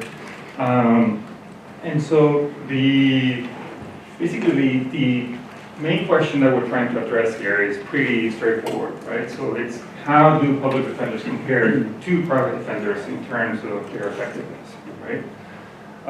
And this is, of course, a very important question because it goes to the heart of what fairness in a criminal justice system is, right? So if we cannot justify a criminal justice system as fair if public defenders do not provide similar levels of quality in terms of their representation as private defenders, right?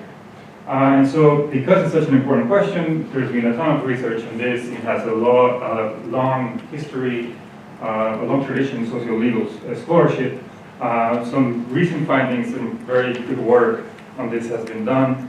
And it offers mostly mixed results, right? So depending on the jurisdiction, depending on the phase of the criminal procedure that is analyzed, depending on the specific outcome, depending on modeling choices and a bunch of other things. Some people have found that the people that are represented by public defenders are more likely to be convicted, and some other people have found that there's no difference, right? Or at least there's no significant difference, And so we argue that sort of this body of research, as good as it is, it's limited in 3 ways, right? So the first one is a geographic limitation, right? So most of this work is done in the US. And so obviously, for obvious reasons, that's a problem. And most of this work, or all of this work, is basically based on multivariate statistical techniques, and I'll get to that point in a minute. And also provides little data or analysis on sort of institutional processes or mechanisms that can explain the outcomes, right? It can explain the relationship that is found in this work, right? So our research obviously tries to attempts to get at these limitations, first by studying comparing public defenders to private defenders in Mexico, right, so a place in the global south, right? And also we use a matching technique based on a causal framework. And I won't say a lot on this, but I will get to it. I'll explain a little bit of what's the difference between and usual sort of statistical techniques, right? And lastly, we provide some theoretically driven evidence of the institutional processes that we think are explaining our results, right? And so, because it's been a long day and I want to get my point across as soon as possible, I want to foreshadow my conclusions, right? So our conclusions. So we find that there's a robust public defender effect on the likelihood of conviction, right? So what that means is that people that are defended by public defenders, are more likely to be convicted than people facing criminal procedures that are represented by private defenders. Sorry, right? And we sort of provide some indirect evidence of the mechanism that we think explains this, which is related to large work-related demands coupled with sort of little institutional support, right? And this result is it's even more preliminary than the other, right? So a lot of work still on that front. All right, so to get into the mechanism, I need to get into some detail about the sort of the theory and the practice of legal representation in Mexico. And so the Mexican Constitution states that every person that faces a criminal procedure has to have an adequate defense by a lawyer, right? And not only that, but it also establishes that the state will guarantee the existence of a universal and free public defense service of quality, right? So people need to be represented by lawyers, by professionals, and also that representation needs to be of quality, right? So it has to translate to effective acts during the procedure, right? Unfortunately, the practice has been very different, right? So historically, sort of these substantive right of the defendant has been interpreted as a formality, basically, right? So judges assign public defenders to people, and that's basically the extent of the public defense, right? So doesn't translate very much to actual acts in favor of the defendant, right? And this is not necessarily because of public defenders individually, but because they've been historically neglected, right? So there's insufficient qualified personnel and financial and material resources, and these translate to large caseloads and little institutional support. All right, so I'll talk a little bit more about this later on. For now, because of all of this, and because of many other issues with the criminal justice system in Mexico, so in 2008, there was a few people have talked about this already, a large, sweeping criminal justice reform that is very much in tune with all the criminal reforms that we've experienced throughout Latin America, right? So the main point of it was sort of to transform the sort of mostly inquisitorial system that we used to have to a mostly sort of adversarial system, right? So more based on public hearings, et cetera, right? And so part of one of the goals of this reform was to strengthen due process and to guarantee the right to a quality defense, right? And so the reform tried in a few ways to achieve this, right? So the first way was to sort of level the playing field between the prosecution and defense, right? So before the prosecution during the pretrial stage, it used to be party and judge, right? So it carried out everything that he did, carried over to the trial, right? And so now we have a sort of pretrial judge who oversees the pretrial investigation, right? So in theory, it should be more level playing field, right, between prosecution and defense, right? And also attempted to construct public defense systems that could truly provide comprehensive representation, right? So not only assign a public defender to people facing prosecution, but also give them the resources to hire expert witnesses, right? To do all the sort of things that you need to do to provide an adequate defense, right?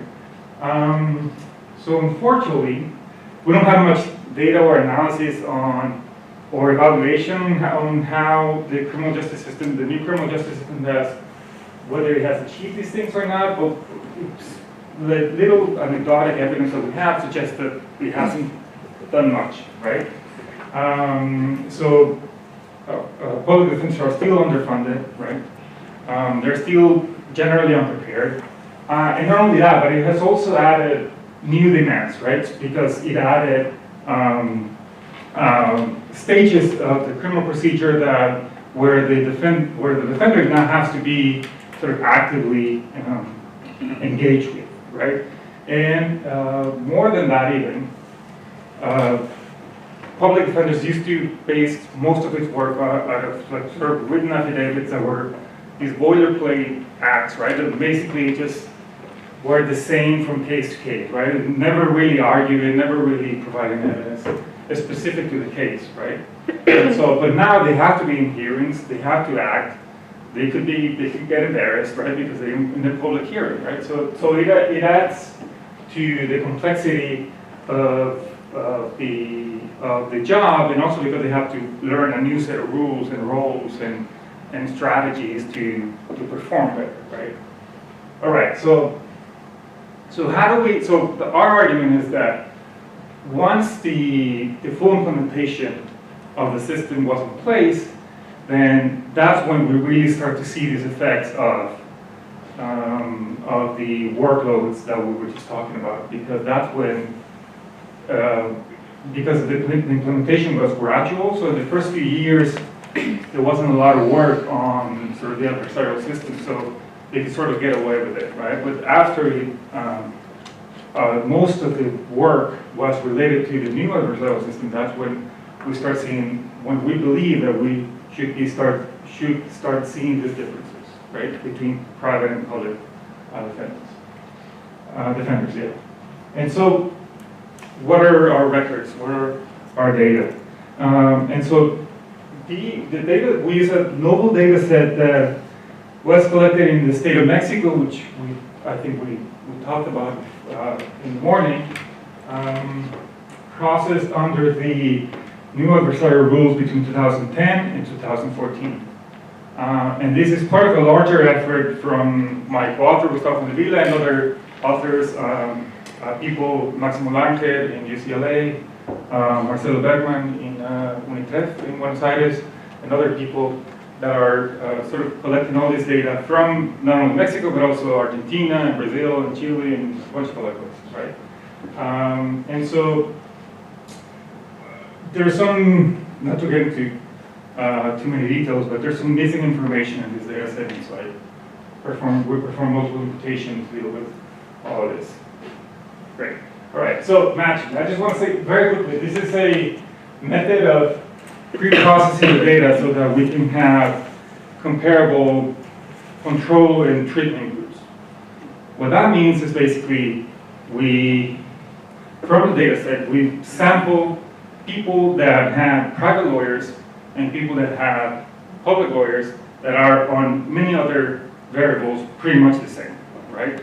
So in colloquial terms, what we're trying to do is compare apples to apples, right? And so if we don't do that, then sort of the estimation is very model dependent, right? So if we add a few things here or there, the estimation can change quite a bit. And there's a lot of research on why this makes this makes bias less likely, and I don't want to get into all that, but I can come back to it in the Q&A if you have more questions.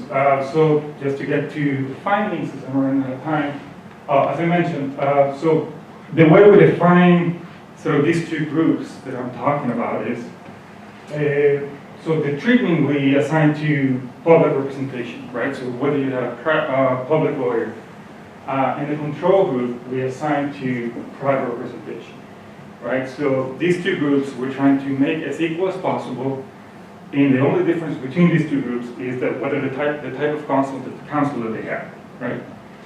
All right, so and the outcome we define as convicted or not convicted, and again I can talk about more in the Q&A about how we define these categories. Right? All right, so to get to our results, this might not be, maybe you can't see this, but so the key point here in the red rectangle, we have the estimates from logistic regression models run in a bunch of different sort of samples, right? Imputed, not imputed, matched, unmatched, with full specification.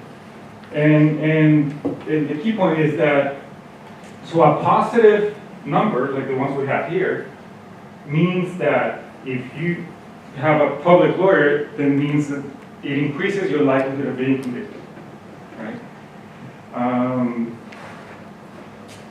Yes, and so as you can see, all of these numbers are statistically significant and positive. So that suggests that there's a positive public defender, but effective. By positive, I mean that you're more likely to be in prison, right?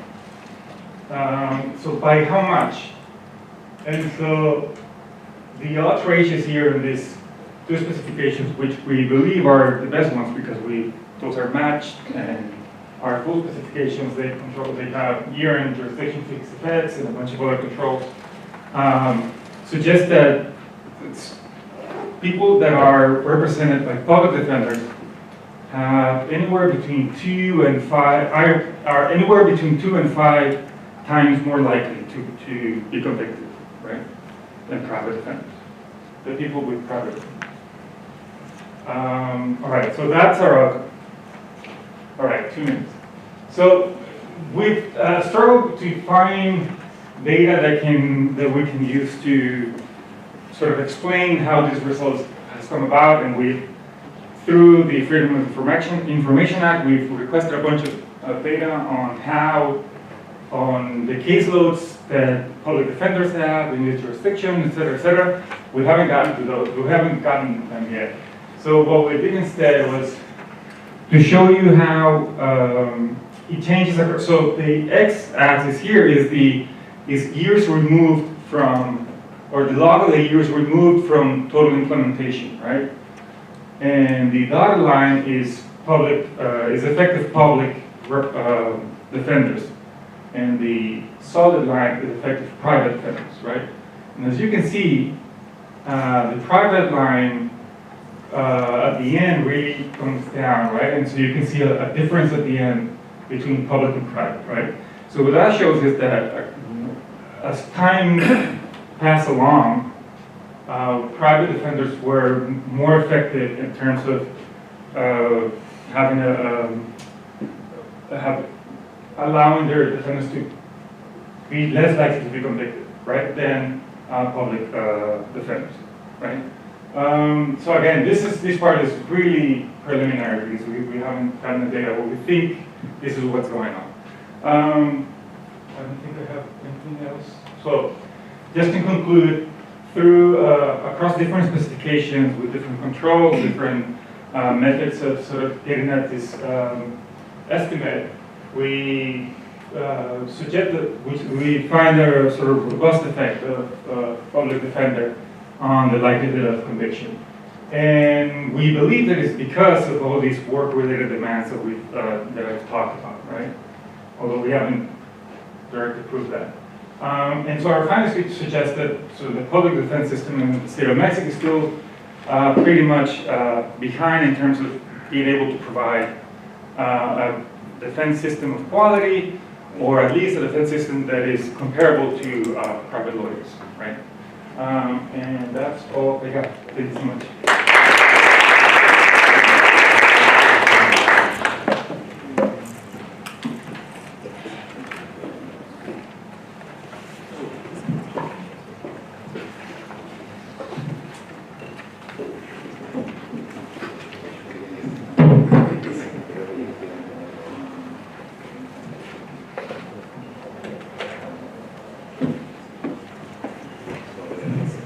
First of all, thank you for staying here. I know this has been a very long day. I'm myself very tired, so I admire you. Obviously, I'm here because I have to talk, but you don't, so thank you. And thank you also to the organizers, especially to you, because you invited me even though we didn't met like before or in advance. So yeah, thank you for setting this up. When you invited me, I have to confess, I was like, oh, what does this mean? Why am I being invited here? Because he came across with a paper we wrote a long time ago, almost like 7 years ago, and he said, well, this is interesting, and I was, yeah, it was interesting at that time, but now, I don't know. I don't know to what extent that's really relevant. But he convinced me that this was interesting because it was an opportunity to actually reflect on the methods, on the methodological challenges of researching from the Global South, for the Global South. And so I said, okay, this is a good paper to actually draw these kind of reflections. So let's see what happens with this presentation, which I promise will be as short as I can. So I'm going to use a paper and I will focus on the opportunities and possibilities of developing methodological strategies from and for the Global South. The paper that I'm going to talk is the result of a research that I conducted when I was part of the Justicia, which is a Colombian organization. It was created for 8 university professors trying to bring academia into policy discussions and also into advocacy efforts with the aim to build a more inclusive and democratic society. 10 years ago or so, the Justicia became part of the Colectivo de Estudios Drogas y Derecho, which is a network of, at that point, 7 researchers working on drug policy reform in different countries of Latin America. And we published this working paper, which we entitled Addicted to Punishment. And why? Basically, because as we were analyzing the impact of drug policies on the judicial system in Latin America, we realized that even though most of the discussions were about addictions, there was a real addiction in the use of criminal law as part of the responses of the states to drug issues. So as people tend to use more and more drugs, the states also tend to use more and more criminal laws to deal with these kind of issues. And so we said, well, there's an addiction to punishment and we want to measure that. The project, I'm just going to give you a brief context of this project. The main purpose of this project was to measure the proportionality of punishment from an empirical perspective, and we were using 7 countries in Latin America, completely: Argentina, Bolivia, Brazil, Ecuador, Colombia, Peru, and Mexico. Very diverse countries, as you can say. And obviously, it made our whole purpose of measuring proportionality even worse, or even more problematic, not worse. So the first problem was obviously, okay, what is proportionality? It's a very abstract concept. We, as a lawyers, well, for all of those who are lawyers, I apologize with those that are not. But this is a very interesting concept because we all know, oh, this is important. This is a basic guarantee that the criminal law gives us. But we don't really know how to measure that. So the basic definition that we used for this exercise was, okay, proportionality is basically the correspondence between the harm produced by the crime and the severity of the punishment. But then how to measure that? So we ended up, after reading a lot of theory about proportionality, we ended up breaking down that general idea into 3 concrete problems following Ferrajoli that follow 2 dimensions of proportionality. First of all, an abstract dimension, which we can see in the legislative determination of penalties, whether actually they consider the harm and the severity of the punishment, then there's a concrete dimension that we actually can see in how judges determine specific penalties, and then in the enforcement of the sanction. Because even, I mean, it's obvious that even though we have very strict laws, maybe the implementation or the actual enforcement of those laws were not, I mean, particularly severe with these people. And so the next question was, okay, where's the data? What are we going to do? So we started asking in every one of the countries. At that point, we had obviously 7 researchers working on their specific countries, coming up with different ideas about how to measure this. And we were trying to think of this from a more comparative perspective.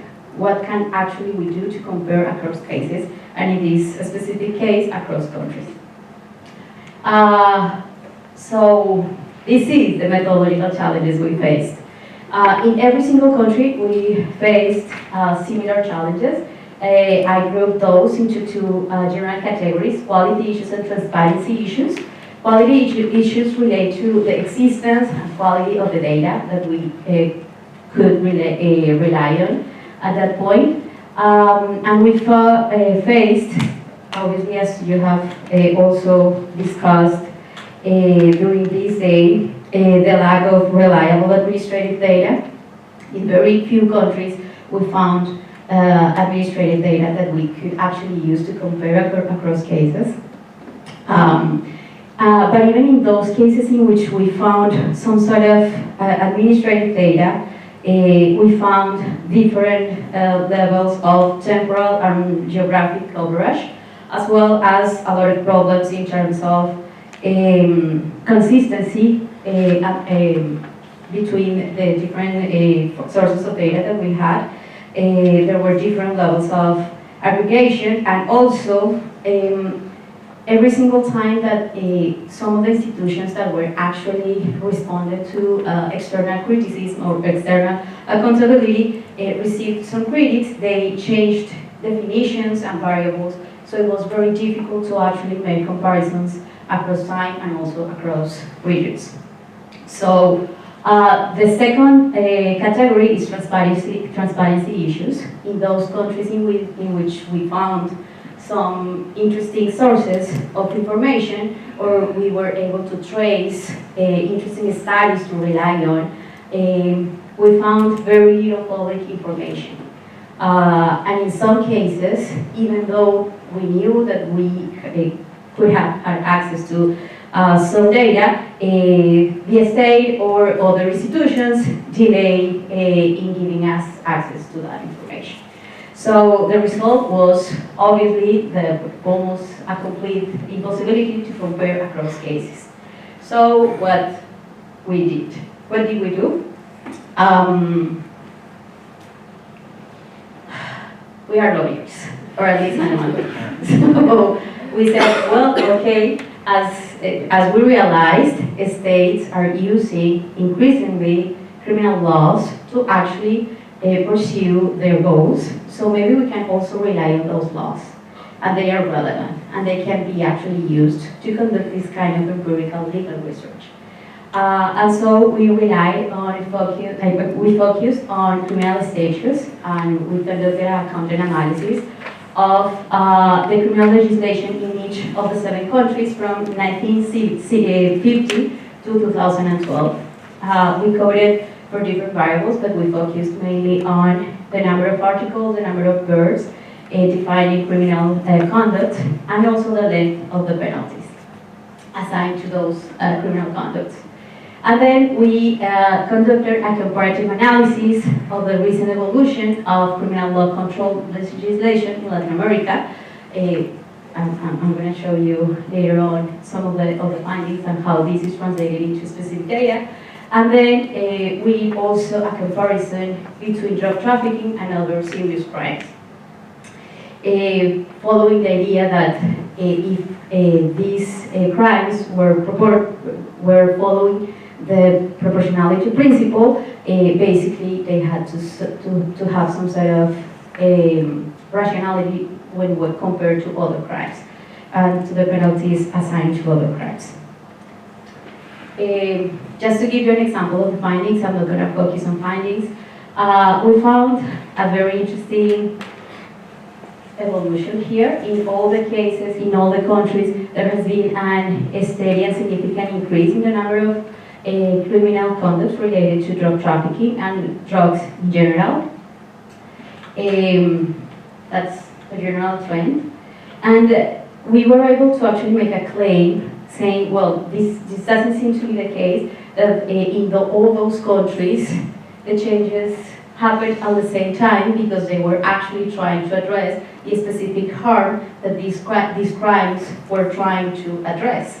There are other sources of variation that might explain the evolution, this interesting historical evolution. And so when you compare, you're going to find that in most of the cases, those changes coincide with changes in the international drug control regime rather than on specific changes in the local context. This is the comparison across time for all those countries, but in terms of the penalties. Not the number of conducts that are actually criminalized, but the penalties. Since I have less time, okay, I have time for this. So one of the potential explanations for this is that, well, in general, in Latin America was increased in the penalties for all crimes, and it might be the case, but if you compare the maximum penalty for drug-related crimes to the maximum penalties for all the other crimes, you're going to find in countries like Bolivia and Peru that they are just equal. So at least in those countries, these are considered the most serious crimes. Even though when you when you review the criminal codes, you're going to find that in most of the cases, they are trying to protect public health. These are crimes that protect public health. They are not protecting security or other bienes jurídicos tutelados, which is the way in which we call them in Spanish. And so when we compare the penalties for drug-related crimes to the penalties for other crimes, particularly those that are more serious or that conceptually we can make the case that they are more serious, such as murder, we find that in general there's a certain disproportionality because the penalties for drug-related crimes in some countries are even more serious and more and are bigger in length than for crimes such as murder and even rape. And so, this is the last part of my presentation. Thank you for holding me there.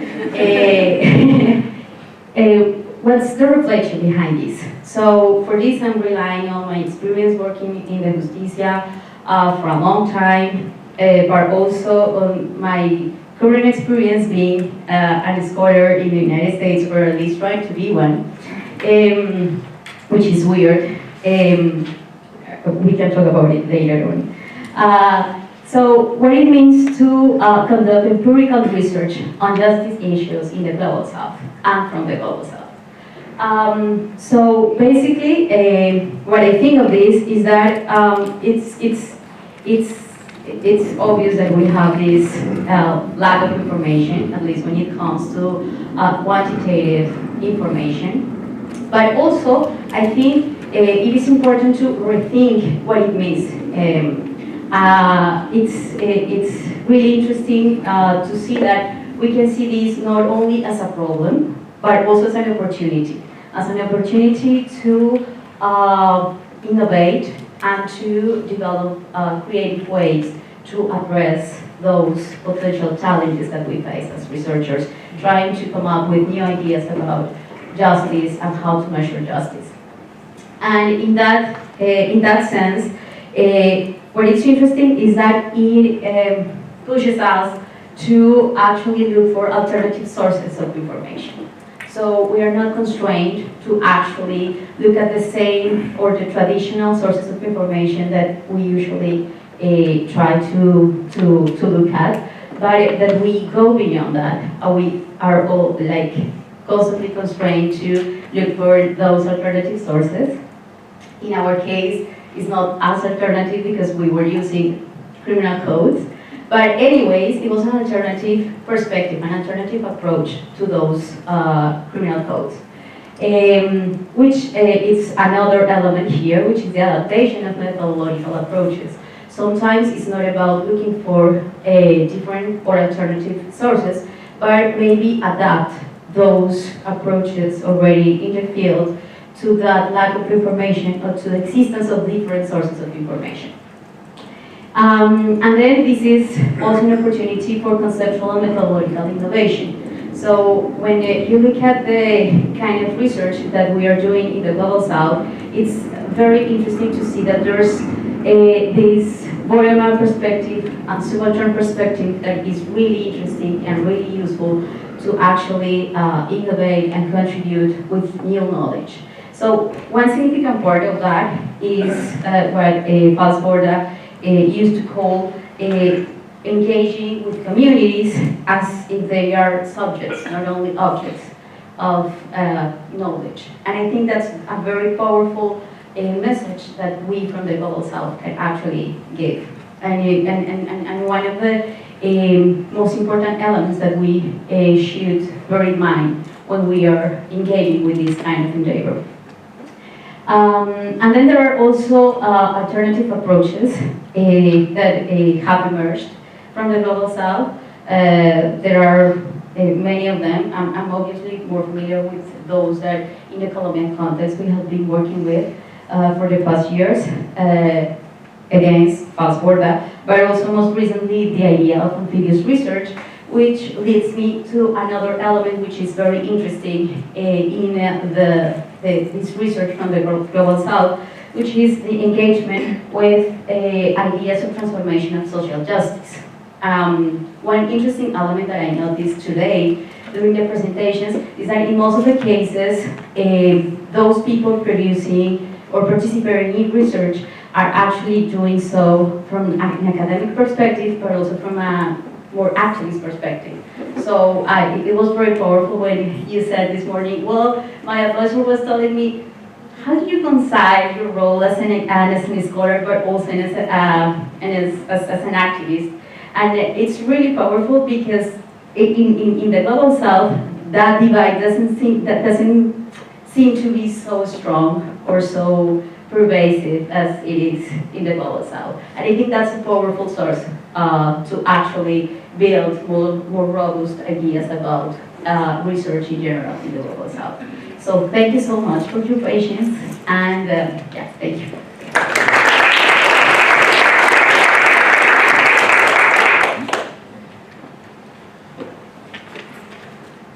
So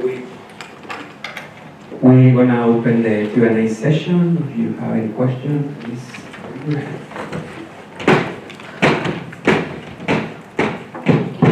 Thank you so much for your presentations. I had a question about the presentation surrounding the use of public defenders. You had one slide where you had kind of the graph of the likelihood of conviction with the public or private attorney going down and then the public defender going up. It seemed as though there was at least some slice of time where it was actually maybe more beneficial to have the public attorney, or I'm sorry, the public defender. And I was just curious if you explored the reasons why. And then I had another, and so, sorry, just one more question. On the last presentation, I was wondering if you had looked at any other sort of international trends related to the increase in punishment for drug crimes. It would almost, again, as I have like this criticism of foreign assistance, I was wondering if maybe there was some correlation to how much foreign assistance some of these countries had been provided, and whether or not that also caused an increase in punishment, especially again related to criminal justice issues. the U.S. is doling out, millions of dollars to some of these Latin American countries, the emphasis would be hard on punishment related to drug crime. So I was just curious if you kind of reviewed any other sorts of mechanisms as to why there would have been such a jump in punishment. Thank you.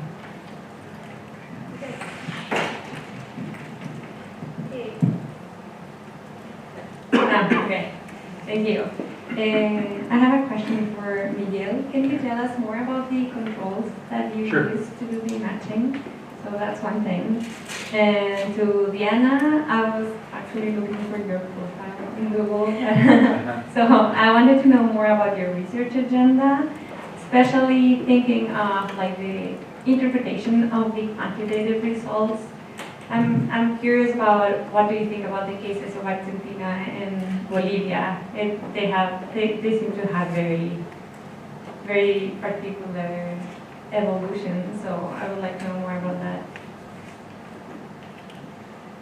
I have also a question to Miguel that is related with, you mentioned that you are trying to overcome one of the, let's say, main deficits in the research about the differences between public and private defenders. That is related with, using statistical information and not in some way making sense of the institutional processes behind changes through time. So I was wondering if you can say a bit more about how it doesn't change so much, in the criminal justice reform process in Mexico, the role of public defenders.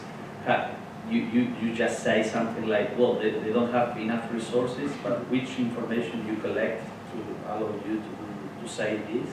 If you have, some comparative research in other states in Mexico that can show us a different kind of, let's say, of institutional process around public defenders. Good. And to Diana, I was wondering if in your research about changes in the level of punishment in the criminal law, in the books, you have also been considering trying to explain these changes, or if the aim of the research was more descriptive, because I was also, of course, I was considering, the participation of international and U.S. agents in criminal law changes in several of these Latin American countries around illegal drugs, but also around other problems. So I think it's a wonderful topic for research today in Latin America, not only about criminal offenses related with illegal drugs, but also about, for example, domestic or violence or gender violence, and many other topics in which we can see these processes of homogenization. Can we just get on to this question? Go ahead, and then I'll grab that mic. Okay. Okay, thank you. I have a kind of one for you. I wonder whether you deal with the issue of confidentiality. I think you explained, and I agree that building trust needs some sort of empathy with victims. And I'm really curious on how you address that particular issue, the request for confidentiality, if that was an issue in your concrete work, and especially if you also register genetic samples. When you have 4 disappearances, and that's an additional issue. And at least in our case in Argentina, it's a very sensitive one. So I wonder the approach you have to do that in order to build confidence on the work you are doing, respect the need of confidentiality, and on the other hand, build a public truth about what happened. And I have a short one for you, Miguel. One pretty quick one. I'm just curious whether you have some advance on the Argentina's side of the research, because just my intuition is that public defenders do relatively well. So just curious if you can share an advance. And what really matters to me is in terms of explanation at the end, you you put this idea that it might be the workload that makes that explains this difference between the outcomes of one or other defendant. I have two sets to offer you from my experience as a lawyer, and I wonder what place or how do you consider the client's rational choice on his or her own chances with the case. My impression would be that if you're going to lose your case, you don't waste money hiring a lawyer, and that you pay for a private one or you make your move when you think you may have some chances. And I think it's your research. I'm simply a lawyer curious to know, I'm sure, you're more as a practitioner, I would go for this one first. It's like, well, the client has something at stake, is going to pay. Otherwise, it's going to go to the public one. Thanks. Just a couple of questions, and also to say that for those of you who have any energy left, then hopefully we'll share some drinks afterwards at 27 Mix, which is a place that's not very far from here. At some point when we're done. Just very quick reactions. You mentioned something that was for me very important.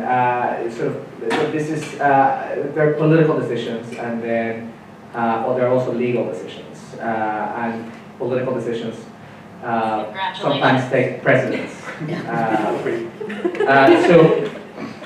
So just an example of what that means, right? So when is a political decision more important than a legal one? When is a legal decision an important one? So there's just that question.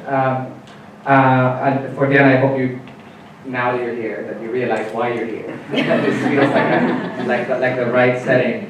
But one question about tracking law.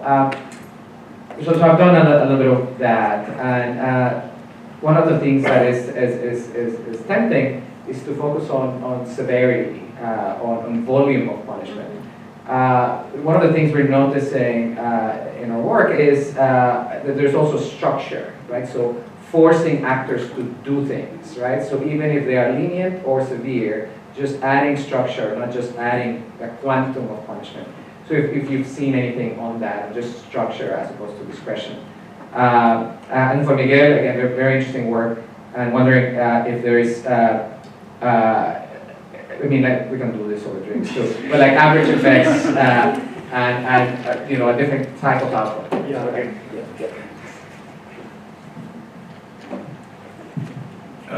I sure hope that won't be the conversation over drinks. I mean, I don't know if that's your fantasy, it would be conversation. Amazing. I have a question for Andres, but I think I'll pose it to you and pretend that you can answer the question I have for Andres. I think my question is really about meanings, which is on the agenda, but I have not heard a lot of discussion yet about meanings. And for me, I guess meanings is at least in this context, the way we draw moral and political inferences from the findings of our inquiry, no matter what the method or medium that's been used. Direct observation, media scraping, all the other interesting journalists' inquiries, things like that. And so for me, it's describing the relevance of a finding for criminological, God forbid, theory doesn't answer the question I have about meaning, nor does it answer the question if you explain that this helps prop up the plurality or diversity of methods that are available to people in the world to use. I don't think that answers the question I have about meaning. The meaning I have is about what does it mean, what do these findings mean about crime and justice for you? And so, to put it crudely, so we find that public defenders, at least in this case, increase the likelihood of conviction. Is that good or bad for crime and justice, however you see it? I don't think that question can be answered by a finding that the sentences are shorter, and therefore that's why you get more conviction. or or we find that the amount of time people are spending in pretrial detention is going down, and that also helps explain why there might be a higher rate of conviction. Nor if maybe people are actually, more people proportionally are getting represented because the public defenders are churning, and that's, some people would like that. I don't think those things yet, for me, directly answer the question, is this good for crime and justice, in your view? Same thing, ironically, about the victim registry. Is it good to have a better, more reliable registry of victims? Does it increase the likelihood that prevention of crime is invested in that particular context? Does it decrease access to social services and increase access to criminal justice services? How do you think about whether or not that's a good thing or a bad thing and therefore worth the kind of inquiry that you've invested in? Is addiction to punishment a good or bad thing? I think there's a few politicians in Brazil today would say that there's not enough of addiction to punishment. So how would you decide that this is a good, there's a surfeit, or the addiction is itself harmful, and that we want to avoid that? In other words, I think these are all questions that go beyond criminology. No offense to this school of criminal justice. But it does get to the question about the relationship between the activist and the researcher in all of us. And those aren't only two identities. We've talked before. People are citizens. People are care about the law, the integrity of the law, whatever that means. Anyway, that's the question I have, and I think that's the question to be discussed over drinks rather than different ways of measuring things. Thank you, guys. No, we have more. We are running out of time, actually. One more? Pretty good drinks here. One more question. So it's very concrete. Certainly could be overdrink. So to Miguel, I was wondering, because we've seen through observation that, and through other types of research, that throughout the process, actually the lawyers changed from public to private. So I was wondering if you did that kind of control since when you doing this type of research. And to Jairo, I was wondering actually if the registries include this DNA registry, or is it a completely separate thing? But if it's included, how do you deal with privacy rights? This is something that's been a concern recently in Mexico because of all the disappearances. So that was it. And today, and I was just, I think I had a question, but it was from the so that's it. Gracias por las preguntas tan interesantes. Empiezo por tu reflexión, porque, claro, cuando estamos hablando de registros de víctimas, no estamos en el campo del derecho penal, y por tanto, digamos, no estamos en el razonamiento jurídico propiamente dicho, sino en una política pública de atención a un grupo que ha sufrido violaciones de derechos humanos.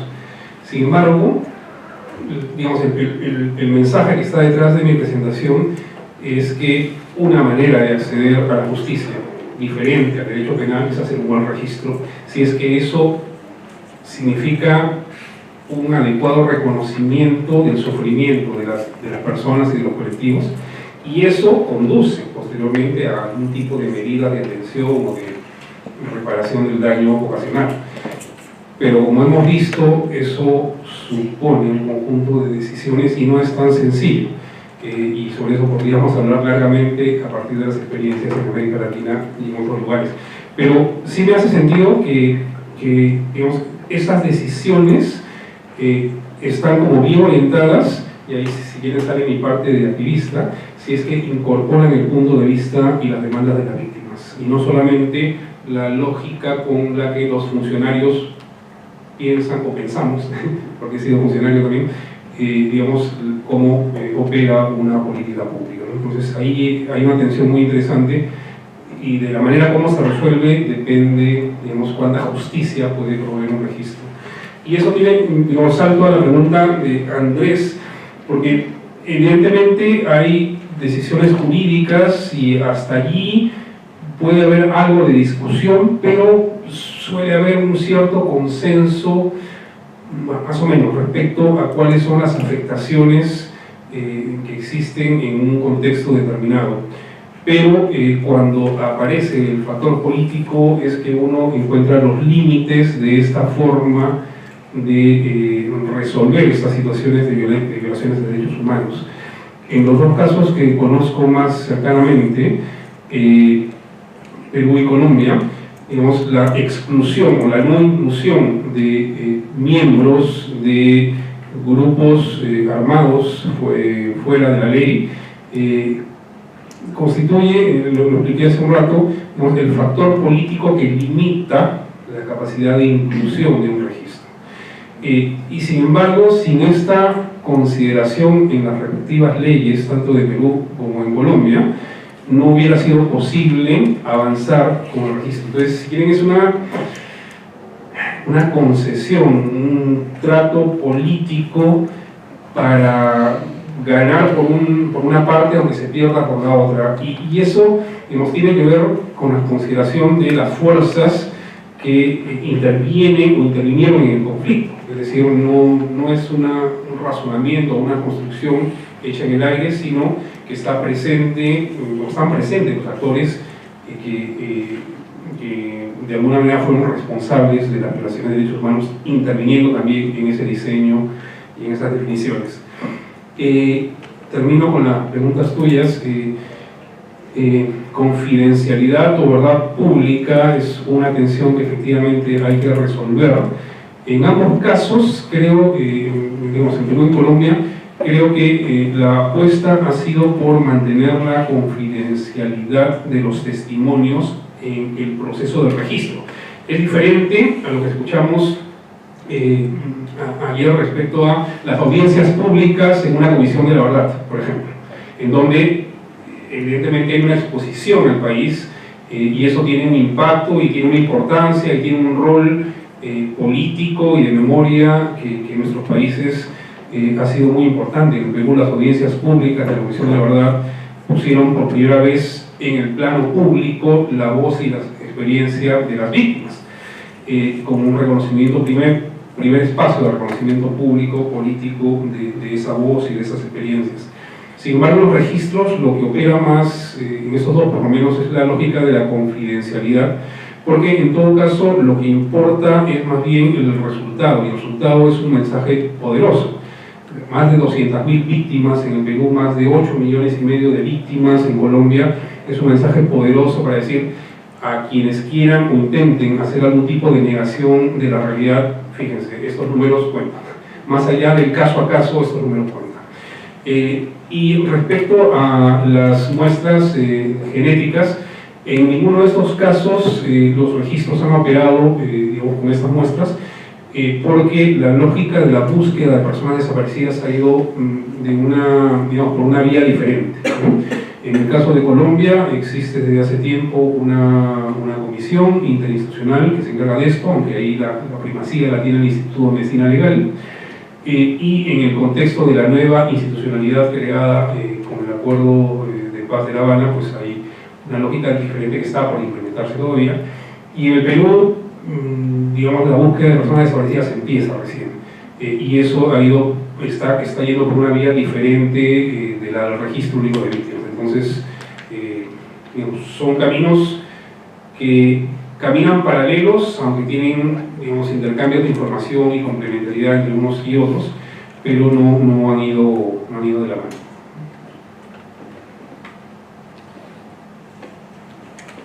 Okay. I have 4 questions, but I think I'm going to reply most of them with only one comment.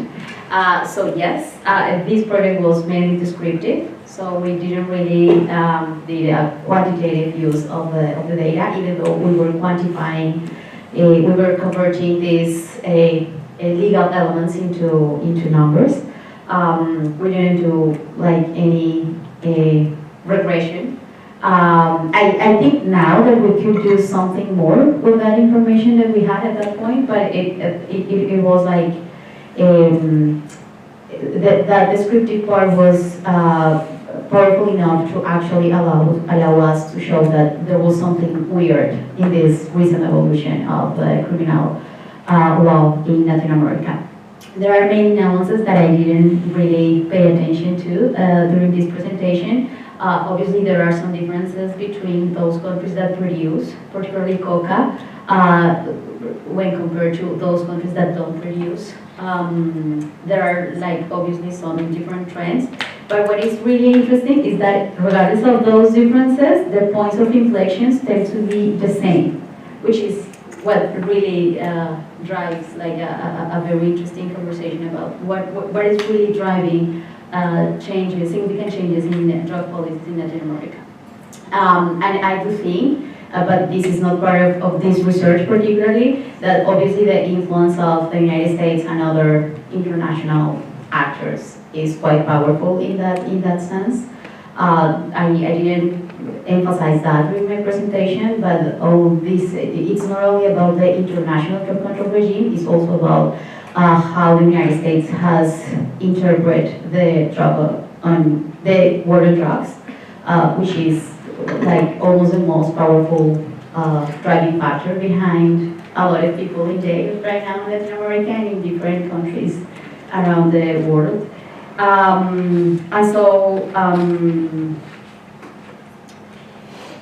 Yes, this is a paper only on the law in the books, which is a very, very, very partial story, but a really important one, because law in Latin America matters, regardless of this idea of that we are a continent without laws. They matter, at least, not only symbolically or not only in the minds of people, but also driving different dynamics, social dynamics. But yes, I think we could do something more with this data, that it's kind of updated. Very good. All right, very good. So, graph. So I didn't include the confidence intervals because I want to make it clearer, but the slopes are not statistically different early on, so only the large difference at the end. Okay, so that's one. Control. So we include basically socio-demographic control, so age, gender, education, employment, and we also include sort of the case characteristics, right? So if the defendant was caught red-handed, the crime seriousness, the crime type, and I think I'm missing one or two.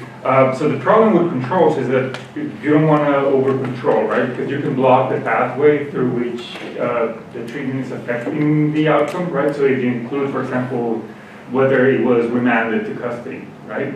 Well, so if that's a control, then that can be the consequence of whether you have a private lawyer or a public defender, right? And if you include that, then you're going to block some of the overall effect on the outcome. I don't know if I'm explaining myself. So it's really hard to, so they all have to be prior to sort of assigning the lawyer or selecting into the treatment, right? So that's the reason why. And I think this goes to the question about rational choice, which is a very good point, is why do people decide how to, whether they select into a treatment or select into a control, right? And that's a really hard question to get at. So what I would say is that we sort of control for crime seriousness. So in the sense, it's not that if the crime is more serious, then we're selecting into one of these two types of longitudinal control, right? But there's no way in which you can tell what exactly was going on, right, in the person's head. That goes beyond what we can tell. So there's a lot of research that can still be done on that, and I'm guessing that's psychological, or I'm not exactly sure how to pursue. That's a great question. Argentina, no, we haven't touched it, but it's there. So we're going to do it soon enough. What else? Say the mechanisms. Yeah, we haven't figured it out yet, but we don't have any data outside of the state of Mexico. That was the only place where we have data. And so we're still figuring it out. We don't know exactly what we're going to do, so comments appreciated.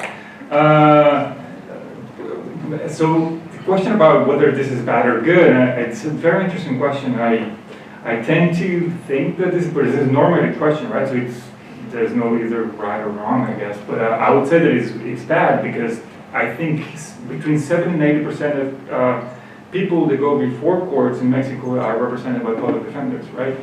And so that can increase inequality in a bunch of ways. We know all the detrimental consequences that being involved in the criminal justice system has, right? So if having a public defender increases your chances of being convicted, then that's a terrible outcome. Even way beyond the time imprisonment you said or whatever, right? So I would say that's bad.